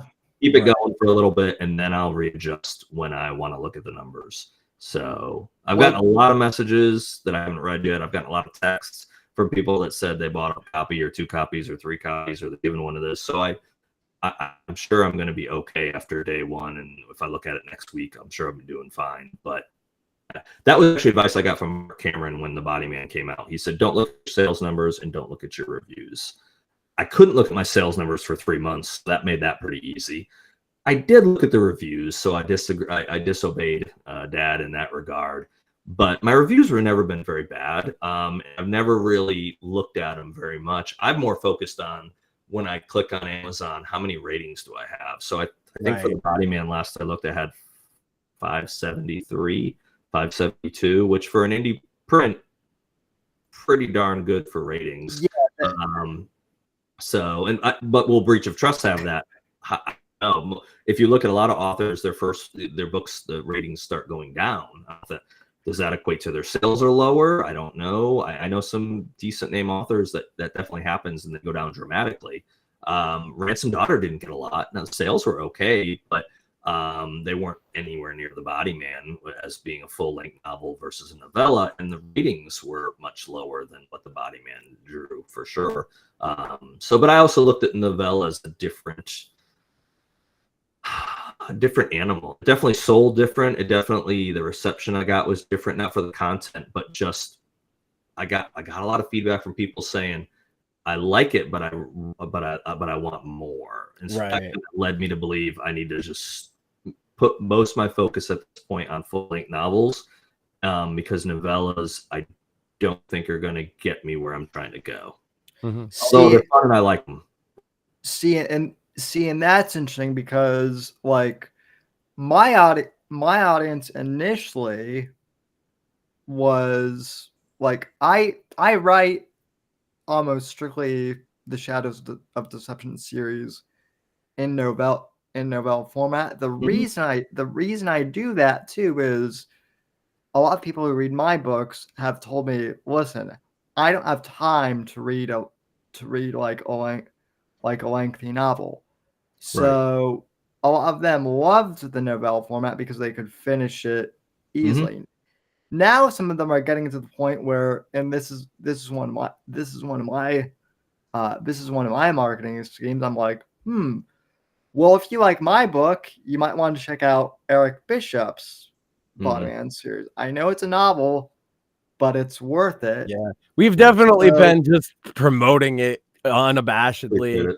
So I like the book. I like the Body Man. I legitimately do, and I'm actually going to buy the Breach of Trust because I wanted more. I think you're right about that. The novels definitely suit you, and then Sam, in your case, you're establishing yourself, right? Yeah, that's why he said for him, he's at the stage where it's like, okay, I want to do the full length novels. For you, this is great because it's building up a resume, so to speak. Well, and I do have a novel with these characters in mind too. I just want to get the audience, I guess, ready to read a novel, because the other thing I don't want is what happened with Game of Thrones, which is where the novels are like 800 pages long, and I mean. Also, we had no idea if anyone was going to buy him. Right. I remember discussing it as like, well, we can promote it because we're not big on like, oh my God. I mean, there's the Rumble Rants, and if anybody wants to donate money, they can do it that way. But we don't really sit there and shill that kind of stuff, right? So our idea was, well, we'll shill the book. That's a physical product people could put, and it helps him out and everything. And so it all just kind of worked out, but we didn't really know if there was an audience, and everybody started buying. And I was just like, oh, guess so. So now Sam is finishing the 3rd book in the series, or he's going to get hobbled. Yeah. If I don't finish it soon, I might actually need. You're going to break your arm if you don't finish this thing, Sam. You better put up or shut up, man. Yeah, I might need Dick Jordan to come protect me, because people are demand and trilogy, and you're gonna provide it. Co-host man. Yeah. Well, people are listen. I'm excited. People want the book, to come out. So I'm, I'm listen. I never thought that people would like the book, like my book series more than they like the show. But apparently, some people do, which has been wild. It's definitely So- opened a lot of doors. Oh yeah. Cool. So, enough about my writing. As far as other projects you have in the work, so what have you got coming up? Way too many is probably what my answer should be. So I'm sure there's some people that are like, dude, what the hell are you doing? But so I had a long break between Body Man and Breach of Trust, and I did have Ransom Daughter come up. Ransom Daughter I wrote years ago. Now I revamped it, redid it. It also wasn't hard to do because it was a novella, so it wasn't, it was a quarter or a third of a regular novel, so I could get through it quickly and fix it, and I learned a lot. And then I had other time to write in that 2.5-year span. So I got working on other stuff and actually even revisited some former stuff I had written years and years ago, and just kind of came up with a game plan. So, Breach of Trust is out now. That's the second in the Bodyman series. At the end of this year, and I'll reveal it pretty soon once I get the cover design finished. I'll put out the cover, pre-order, release date. But Babylon Will Rise is the next book, a full-length book to come out, and it's the Omega Group. So it's not necessarily the follow-up to Ransom Daughter because it's a different story, but it's the same characters. It's kind of their next mission, but one of their missions, basically. It's not sequential. And there probably won't be sequential books necessarily. They'll be the same characters, but it's not going to be one mission leads to the next mission to the next. It's not that detailed. But so Babylon Will Rise will launch end of the year. And then the plan is, as long as I can stick to this, beginning of next summer, 2025, Merci de Atta will have her standalone Supreme Justice, which she is targeting a Supreme Court justice. And there's all kinds of stuff going on with the big lawsuit that involves maybe a vaccine or something that we won't talk about yet. And there's some heat heading to the Supreme Court, and she's gonna decide to get hired to kill some people, and that's gonna go to pot. But the Body Man's gonna be involved in that one. He's a side character, but their paths will cross. So the Body Man, not a Body Man series book, but a offshoot Body Man series book for her. And then at the end of 2025, the plan is to come out with a origin story for Troy Evans, who is my captain who's in charge of the Omega Group, kind of where he got his start. That's the plan and why he didn't follow his dad into being an FBI agent, which was his plan since he was a little kid. Instead, he joined the military, joined the special forces, and started killing terrorists. And why did he do that? That would be the unnamed book that will come out at the end of 2025. And then from there, I've got some really rough ideas. I'm working on some projects with some other people. So it's going to depend on how those go and if we rock and roll or if they slow down. And then I have a couple other books I've started that I probably need to get back to. And then I'm going to have to write a third Body Man book. I know the title, and titles are important to me. I sometimes have changed them, but rarely. I know what the central story is and how it's going to start, and I do not yet know the ending. So I'll have to figure that out before I start writing. But I would assume I'd start writing that sometime in 2025. So there won't be a Body Man book out again after Breach of Trust until 2026, I think. And then we'll just see. It sounds crazy, sounds ambitious, and it is. And that's how I need to hold my feet to the fire so that I can get my island in Fiji. Yeah. Kidding, well, totally. People might think that you're, crazy and a little too ambitious. And I'm over here sitting like, wow, I'm glad to know I'm not the only one who has like a multi-pronged, like, exactly series, because like I've got like a whole, universe just in my head of like characters that I've like teased, in the series so far, but Yeah, I'm tying all mine together. I'm tying in Body Man series, Breach of Yeah. Trust, the group. Well, not like, at least not at this stage, they're not directly friends necessarily, but there's some overtures about there being connections. And obviously Merci, Kat and Eli have their own book, kind of where I leave off the Body Man, and they talk about the senator that's missing. There's a whole novel of what's going on with that. I have the title, I have the concept worked out, I have the first 3 chapters written, and I put it aside 2 years ago because 2.5 years ago when the Body Man deal happened.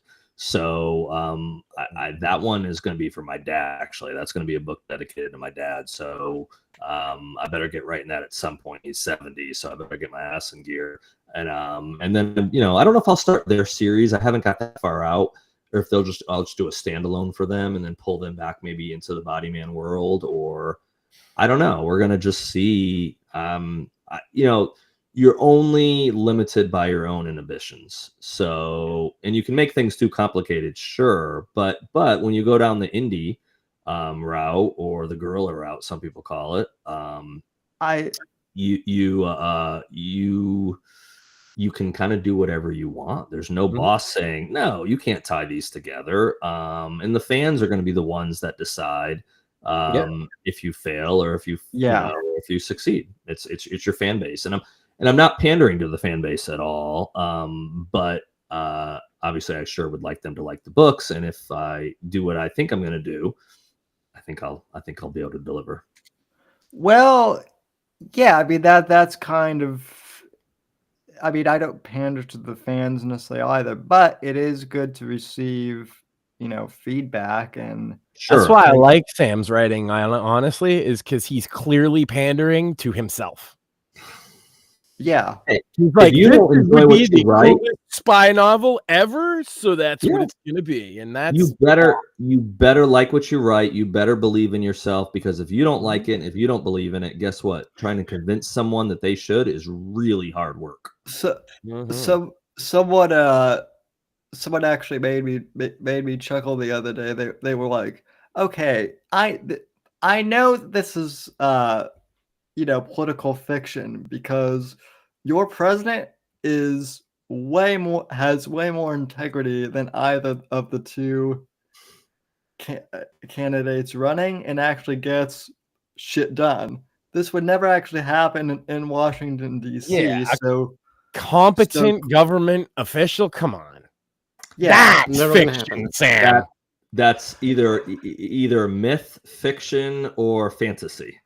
Well, you know, it's basically what I would do. You're more likely to find Bigfoot. Yeah, well, you know, Bigfoot won't fall down going up the stairs either. So, I mean, you know, Bigfoot might be a good choice. Hey, Bigfoot has never raised my taxes, so I'm Nope. already a fan. Bigfoot won't be pissing on strippers or anything. I mean, there's all kinds of positives there that you can say. That Bigfoot has never sent my friends to die in a war. So there you go. Exactly. Big win for Bigfoot. Good job, Bigfoot. Well, listen, you know, during one of your chapters with Marcy, I was like, well, it's a good thing that a certain son of a certain senator / maybe president wasn't in the same room as her, because you know, certain people might not be around it anymore. That is true. Again, you can kind of do a good blend. You know, the president in Breach of Trust, his Secret Service code name is Preacher. Yeah. So, you know, I won't say he's based on Mike Pence. I don't base people on particularly, you know, on specific characters. But after Mogul, after the president in the first book, I wanted to have someone that everyone thought was just boring and straight-laced. And then I wanted to be able to have a couple spots where he kind of comes off his shell, and the story that he tells at the end with the Body Man, or towards the end of the book with the Body Man, is not something you'd expect from a preacher. Because I wanted to say, you know what, he's pretty straight-laced, but he was also, I wanted to have a president that, you know what, he wasn't just some philanderer that, you know, did all these things and stained a blue dress or did this and that. he's a pretty good guy that got put in a position where he became president at, not through being elected president even. And he's trying to do the best he can in a job that's pretty thankless. Normally is held by megalomaniacs, probably actually. And You'd have to be to want the job, yeah. Yeah. To some degree. Right, exactly. 100%. But yeah, so it's kind of, again, and I think our biases or our desires on how life really should work, yeah, sure, they end up in fiction to some degree. And I think that's probably not a bad thing. I always, though, walk a fine line, too, of I never state political parties in my books, even in interviews. If I say anything about politicians in my interviews, I say, look, folks, there's one snake and it has two heads. Because anyone that says, oh my goodness, my party is the shining beacon of light and the other party is rat's turd, they're probably at Capitol Grill smoking Cuban cigars, eating filet, and laughing with your tax dollars. And they could even be part of the Fourth Estate. They could be. Thing again. They could be. So, man, you're marketing more than I should. I need to throw that. No, we get stupid with that. Like, I will make a point to try and work in the most shameless plug for his book at possible. Like, that's our whole bit. That's why I always have to have it with me, so I could just be like, oh, and if they need a book, this is a good one. Yeah. But no, the joy of fiction of you beginning to create that world is really fun. And I want Republicans, Democrats, and even people that are going to vote for RFK Jr. to buy The Body Man, buy Breach of Trust, go pre-order Babylon Will Rise when it's out there. And I'm not, I'm saying that tongue in cheek, of course, but books to me are an escapism. So I know people do get heavy-handed with their books, and some people love it. Some people love it when an author really gives it to the Democrats or really gives it to the Republicans. And I don't have a problem with people doing that. I think it does turn off a certain percentage of your available readership. And I do feel that my job to create a story is to create a good story. And I want 5 million people to read it, not 500 people. Yeah. You said escapism, and it works so well. Now, yes, some people want to escape into trash the Republicans, trash the Democrats or whatever.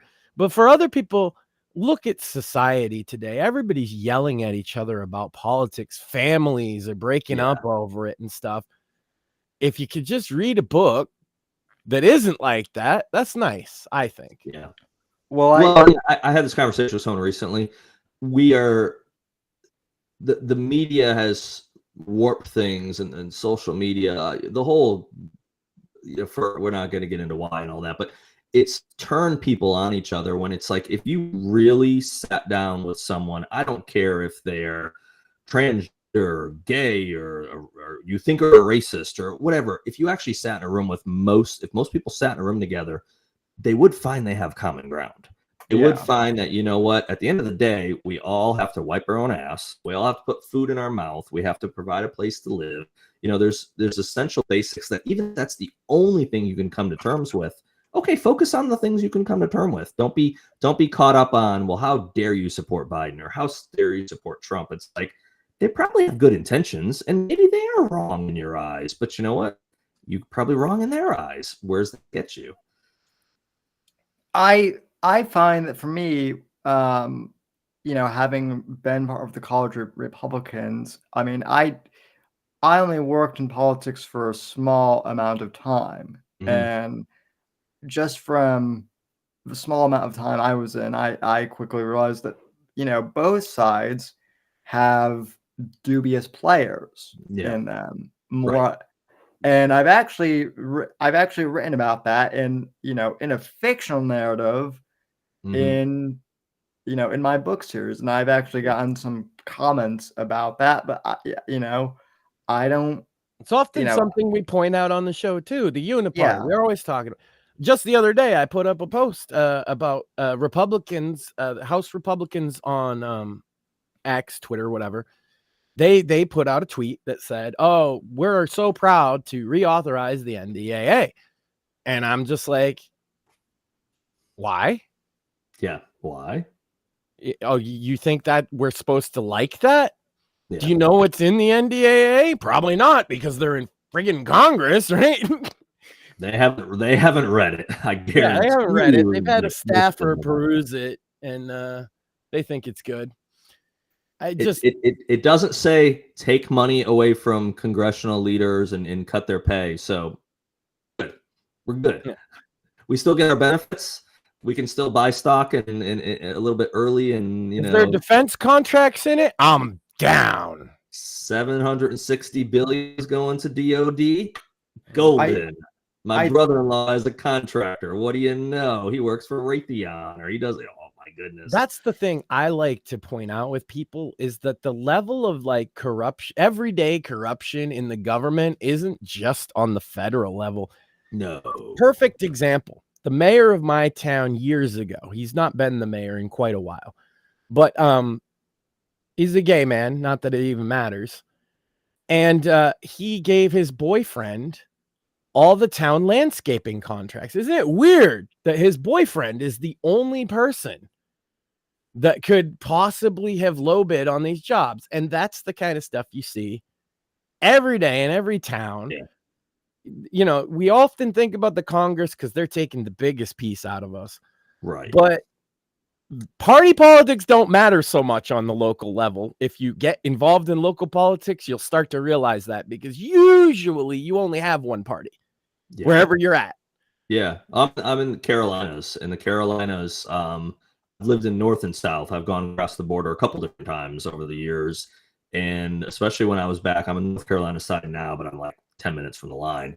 But in the South Carolina, last time I voted in 4 years ago, which election I was back there. I guess 4 years ago, I was back in South Carolina.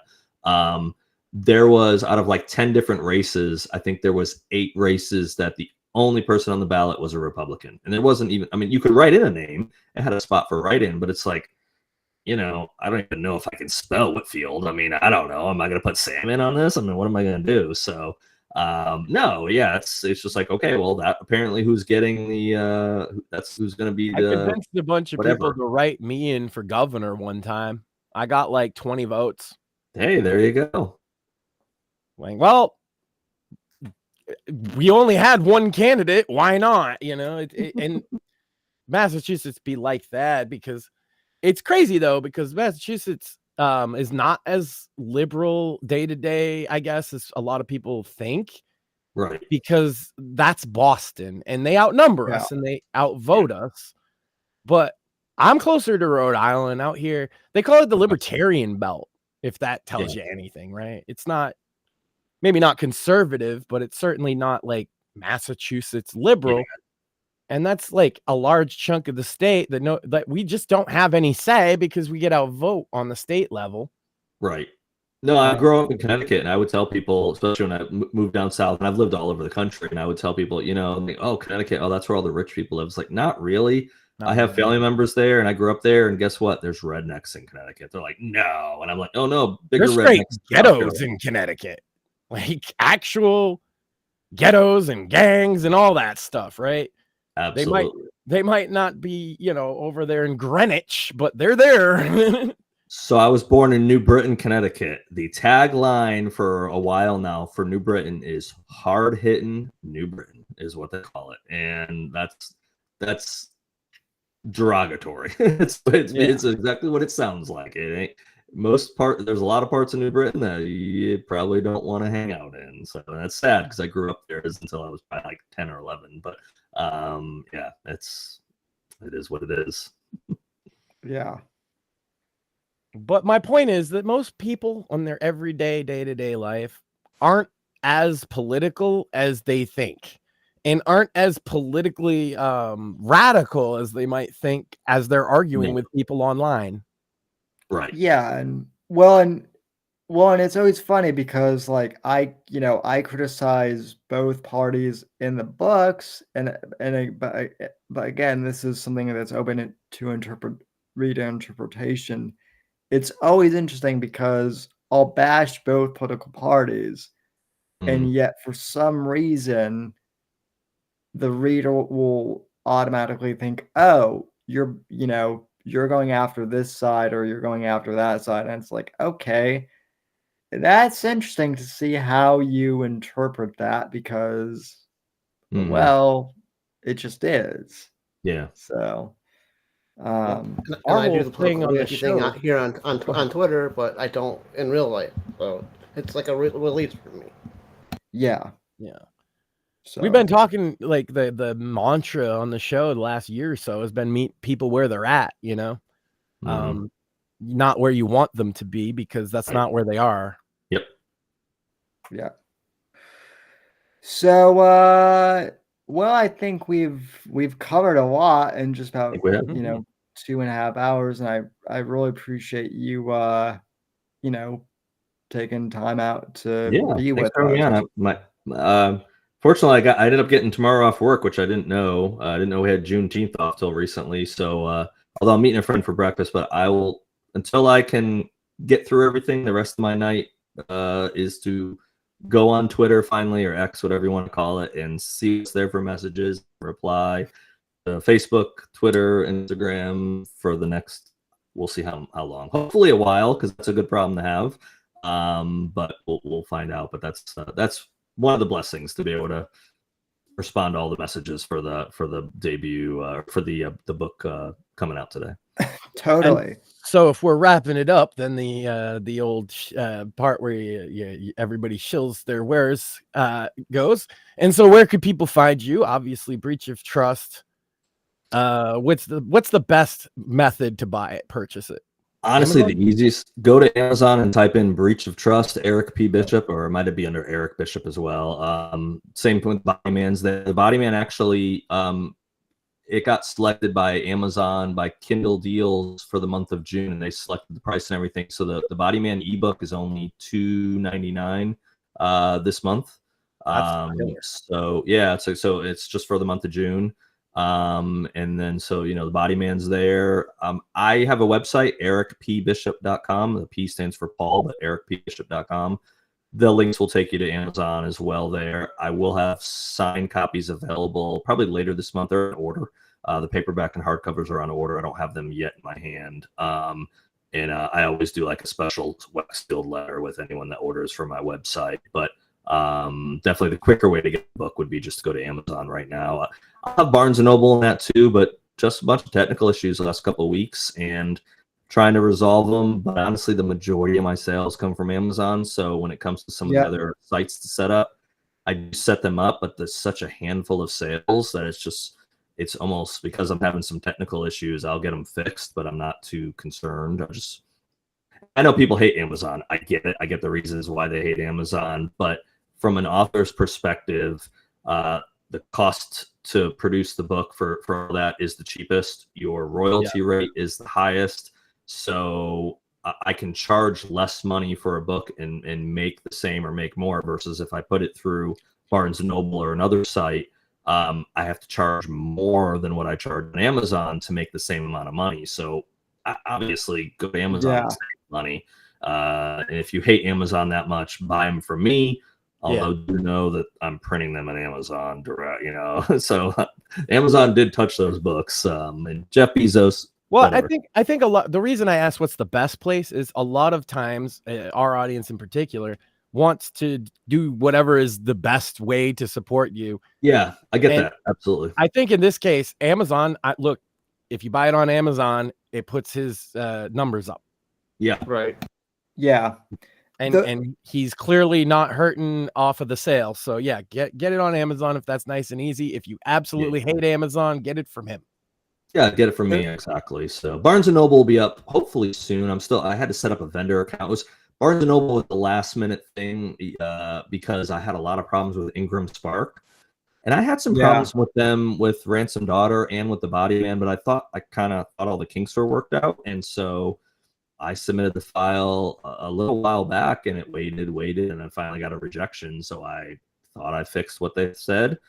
Still got a rejection. And so I sent it to my cover guy to say, hey, I'm getting this message constantly. Do you see anything wrong? And if he comes back and can't find a problem, then I'm probably just going to tell Ingram Spark to take a hike and not use them again, because I don't see the effort of of jumping through that hoop. Not for the limited sales; they'll get me anyways. Right. So there's other means to do it. I just toggle the expanded distribution button on KDP, and that's what I do for distribution to. And so that Barnes will get you like all the other sites and stuff. Supposedly that's how it works. I don't know if it actually does. So, but Yeah, I don't know. And then the other thing too is if you do that, then you're giving up money, right? Because there's a difference in royalties if you do expanded distribution, I believe. Yeah, but it only affects those other sites. It doesn't affect. Okay. At least it does now. It might not have been that way before, but it doesn't affect Amazon. Okay. The other thing too is, at least for me, and I know this is certainly the case for Max and other people, is like, and you and I even talked about this, Eric, is I do wish that Amazon would allow pre-orders for print books, Right. because that was our biggest problem. Me too. Is everybody who really wanted the book wanted the book, right? Right. They nobody's like, oh well, I hate ebooks, but like your core readers want a physical. I'm that guy. That guy. I don't like ebooks. I don't have a problem with audiobooks as much. I'll listen to audiobooks, but like ebooks, it's just not preferred for me. I like to flip the pages. I like to have my bookmark. I'm old. Been reading that way since I was a kid. I'm not stopping now. I haven't cracked that nut yet. So there is a way outside of the big five. There is a way for smaller publishers, and I would group an indie publisher in with that. There is a way to get books on pre-order for paperback and hardcover, and I haven't figured it out yet. Some people have told me, like, one of the sites they use, and I'm trying to remember off the top of my head. I'm probably too late to remember. But I looked at that site, and then you were losing a lot on your costs on what you were going to make on it. So I was like, well, I don't want. They offer pre-order. Well, I don't want to put a book on pre-order there because eventually it's going to come on Amazon. It's like was cutting down your royalty by at least half, and I'm like, well, screw it. Pre-order doesn't matter that much. I'll just tell everyone that says, oh, I wish you could get it in pre-order. It's like, well, you can't. It'll be out on June 18th. Go order 5 copies on June 18th. It's not going to save you any time or anything that you can't order it on March 10th. No big deal.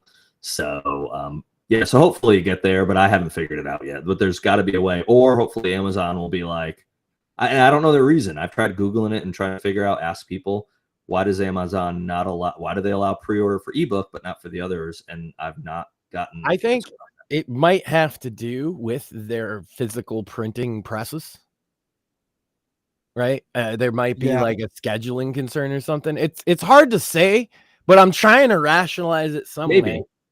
I will say when it comes to the hardcover versus the paperback, there's a pretty big disparagement on like shipping.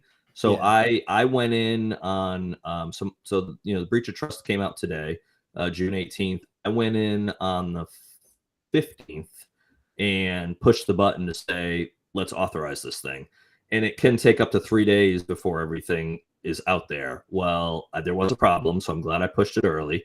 I resolved the problem Friday evening, repushed it again, and by Saturday morning, you could order, and I didn't let it be known to people, but you could order a paperback or a hard copy. So Saturday morning, I was actually on the golf course with friends, got the email. I immediately jumped down there and I ordered and paid full price for my own book. I ordered a paperback and a hardcover. The paperback was there by Monday, so it was a little less than 2 days, and it arrived. The hardcover is coming towards the end of like maybe Thursday, maybe Friday, I'm not sure. So it's coming towards the end of the week. So even like paperback to hardcover, there's a delay. And when I first came out with the Body Man under hardcover from Amazon, it was like 4 weeks, they were saying, for a hardcover the day you ordered it. And I'm like, but that's not the case right now with breach of trust. I think that's why a lot of people jump to the pre-order thing, right? Yeah. Because they know if they pre-order stuff on Amazon, it usually gets sent to them the day it comes out. I'm pretty sure that's what they want. Right. And then we're just in a position of like, yeah, but we can't do that.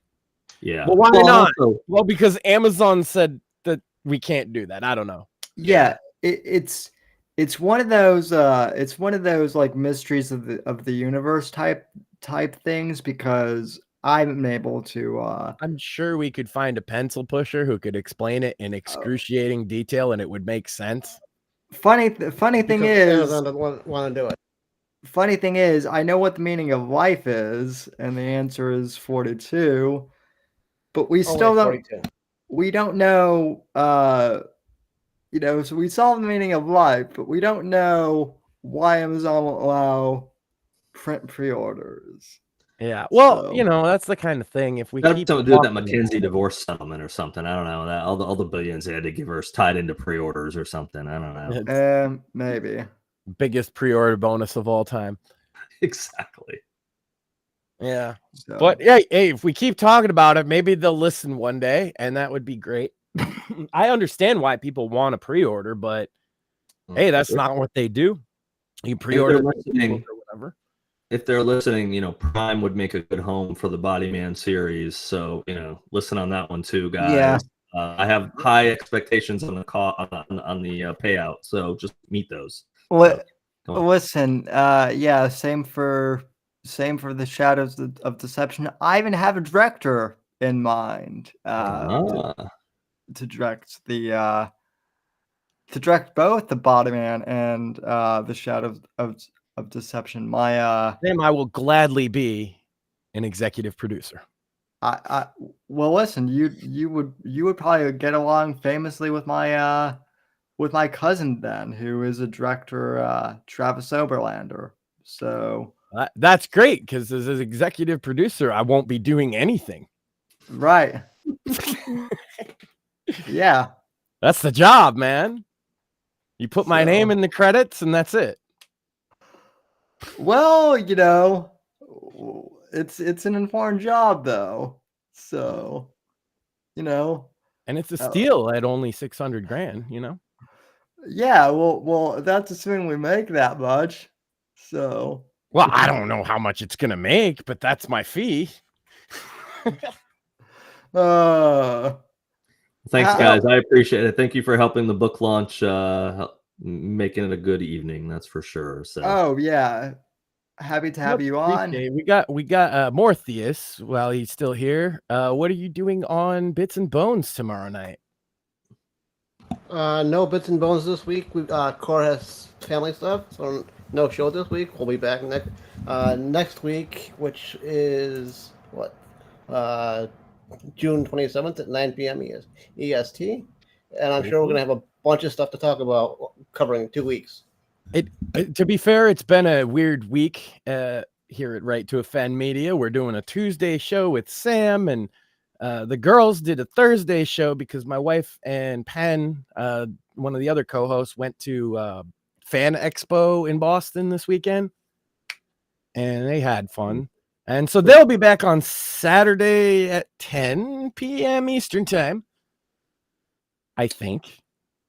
And I don't know what their topic is this week, but I do know that they're women. And so while we don't do any show prep usually, I get scripts from them. And so they have stuff, I can assure you. you better listen. Yep. If you're into women talking about stuff, we got that Saturday night And all on I have, the Sandwich Makers broadcast. and all I have to promo is I'll probably announce the release date for the Dogs War next week. And then I'll have some more guests to announce probably at the end of this week.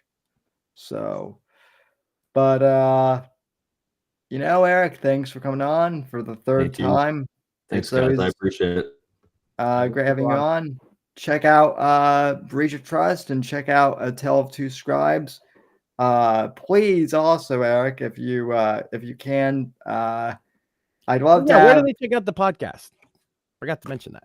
Where do they check out Tale of Two Scribes? Easiest thing probably to do is to go to YouTube and type in Spear Talk Podcast, and it's under the Spear Talk Network. There you go. I know I should know the handles off the top of my head, shouldn't I? But on Instagram, it's A Tale of Two Scribes with the number 2. I think on Twitter, it's just the number 2 Scribes. I couldn't get Yep. a tale of two scribes, so Yep. I should know those. But I always, and there's a link on my website, so people can go to my website, or if they follow me on social media, I pimp everything. So my stuff, everyone or else's us, stuff, because too. we're always retweeting it and everything. Yeah, so it's all there.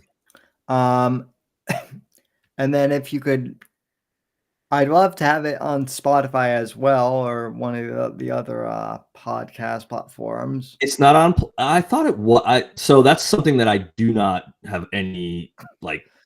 I literally film an episode, and everyone, the other powers that be, do everything else. I just film it, and I do post on social media, but I don't control where it goes, when it goes, and that, unfortunately, I just have. I'm just the pretty face that interviews people 1 hour a week. I don't have to do all the other stuff, which is wonderful. Lot less.